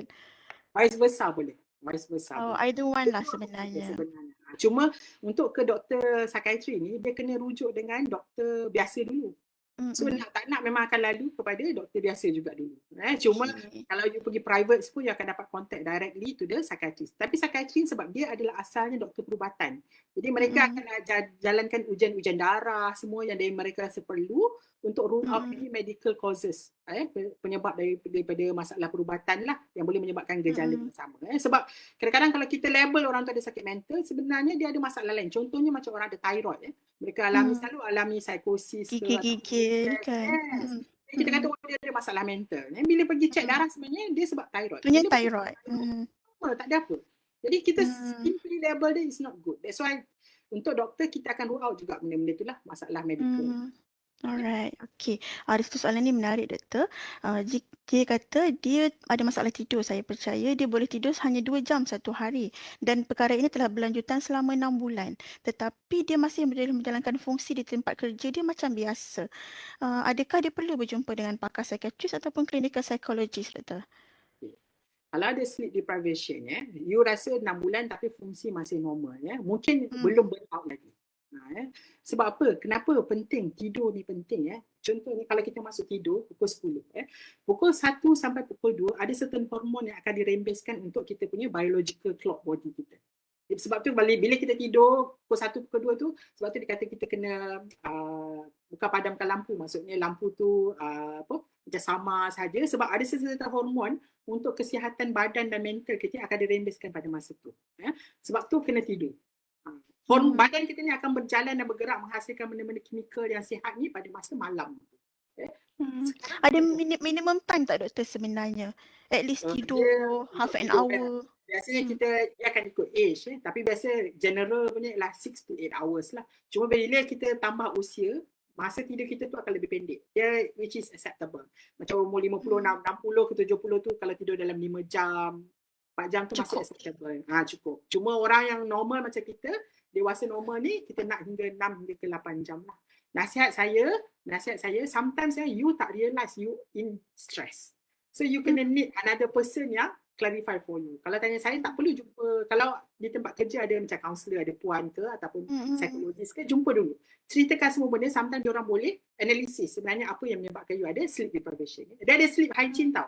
Ada benda yang tak boleh buat sebelum tidur. Kopi pukul berapa last. Tak boleh tengok telefon sebelum tidur berapa lama. Itu semua lifestyle lah juga, Doktor. Jadi dia ada benda yang boleh improve kita punya sleep. Nasihat saya boleh jumpa kaunselor dulu, tak payah terus jumpa psikiatrist. Tapi perlukan bantuan lah. Bahaya kalau you tak cukup tidur sebenarnya. Topik ni sangat menarik, Doktor. Banyak soalan saya takut ada yang kita terlepas. Tapi tak apa, Doktor, kan kita boleh sentiasa mencari maklumat. Satu ni saya rasa menarik, fokus on Doktor punya bidang forensik. Doktor, kalau kita tengok kes jenayah, suspek kata dia ada masalah mental. Adakah ini betul atau hanya untuk melepaskan diri daripada tindakan undang-undang? Jarang saya bagi thought orang tanya. Kan? Ini secara spesifik tapi sebab ramai dia macam ni. Bila seseorang tu lakukan jenayah, dia pergi ke mahkamah, hakim mensyaki bahawa orang tu tak mampu membela diri disebabkan oleh penyakit mental, mereka akan hantar ke hospital. Ini bila mereka hantar ke hospital, maksud bila dicakap berita dihantar ke hospital disebabkan oleh ada masalah mental, itu hanyalah tanggapan sahaja. Apa yang berlaku di hospital tu kami akan lakukan pemeriksaan dengan lebih teliti. Segalalah kita akan perhatikan tingkah laku, dapatkan interview. Kalau tanya nature kerja saya macam mana, saya kerja macam you boleh tengok Criminal Mind. Macam itulah saya kerja. Saya akan pergi berjalan balik dalam minda orang tu, tengok balik dia. Jadi kita akan buat pengesahan, doktor pakar psikiatri forensik akan buat pengesahan sama ada dia ada sakit mental ke tak. Dan kemudian sama ada dia waras atau tak masa kejadian. Tuan-puan sekalian, kalau orang rasa macam banyak yang datang dekat saya tu banyak ada penyakit mental, sebenarnya tak. Sebenarnya banyak yang disebabkan oleh dadah sahaja, bukan penyakit mental yang betul. Substance dia sebenarnya. Dan kalau orang kata, tak apalah dia tu ada lesen L, ada sakit mental, dia buat apa pun semua lepas. Tak, tuan-puan. Ataupun nak tahu tahap kewarasan kita bagi, maksudnya tak waras. Kita kata seorang tu buat satu jenayah tak waras masa kejadian, tak sampai 5%. Tak sampai 5%. Jadi tak semestinya kalau contoh kata kelar orang, dia kata dia ni ada untuk skizo, tak semestinya tak dijatuhkan hukuman because of tiket. Tak. Tak ada. Kalau tanya saya, kalau saya kata 5%, dalam 100 orang saya tengok 3 orang je mungkin yang saya kata dia tu mungkin tak waras. Mungkin itu ialah minimum. Tapi sebenarnya kalau dalam satu dunia kajian menunjukkan less than 1% sebenarnya. Kalau orang kata kalau dia ada sakit mental dia mesti lepas, sebenarnya salah. Penyataannya macam ni, tuan-puan. Kalau dia ada penyakit mental, dia buat jenayah, sangat susah dia nak dapat tidak waras tu sebenarnya. Sangat susah. Okey, banyak lagi soalan. Saya risau ada yang tak sempat. Cuma saya rasa mungkin last soalan lain untuk Doktor. Bagaimanakah kita nak bantu rakan sekerja yang sebenarnya mengalami tekanan tapi tak nak mendapatkan bantuan? Okey. Pertamanya ialah kita be there.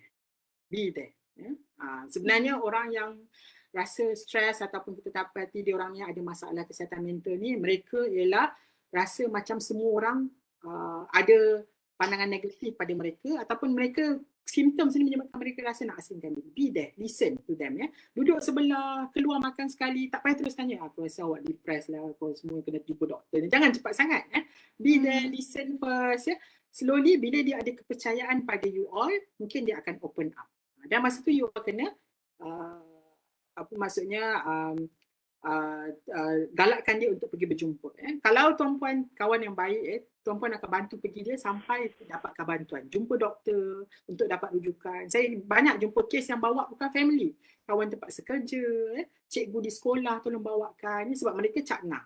Macam saya beritahu, kalau orang lain boleh dapat, kita pun satu hari mungkin boleh sakit juga. Dan kita harapkan orang lain pun akan bantu kita benda yang sama. Jadi, be there, listen first, make them like trust you, dan baru you boleh bantu mereka.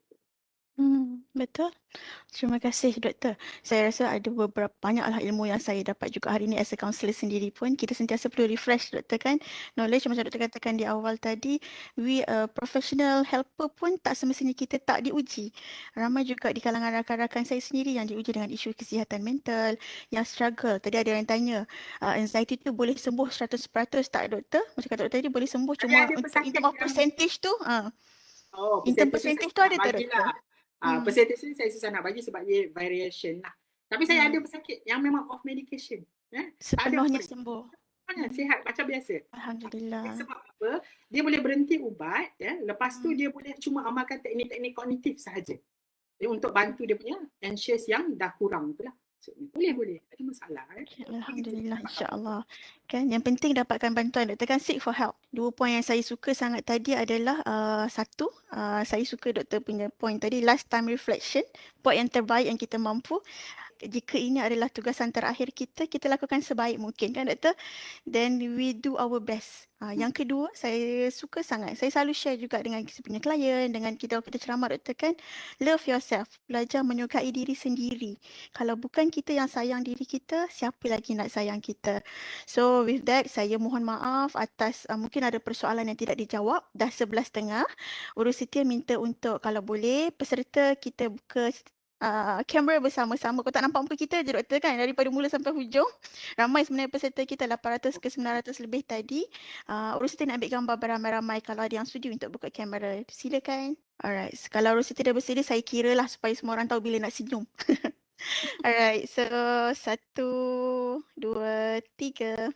Saya selaku moderator mewakili pihak Jawatankuasa Latihan JKKP FST, mohon maaf anda ada silap dan salah di peringkat saya, dan saya ucapkan terima kasih kepada Dr. Sarama atas perkongsian ilmu yang sangat berguna, dan terima kasih juga kepada peserta yang tunggu hingga ke akhirnya.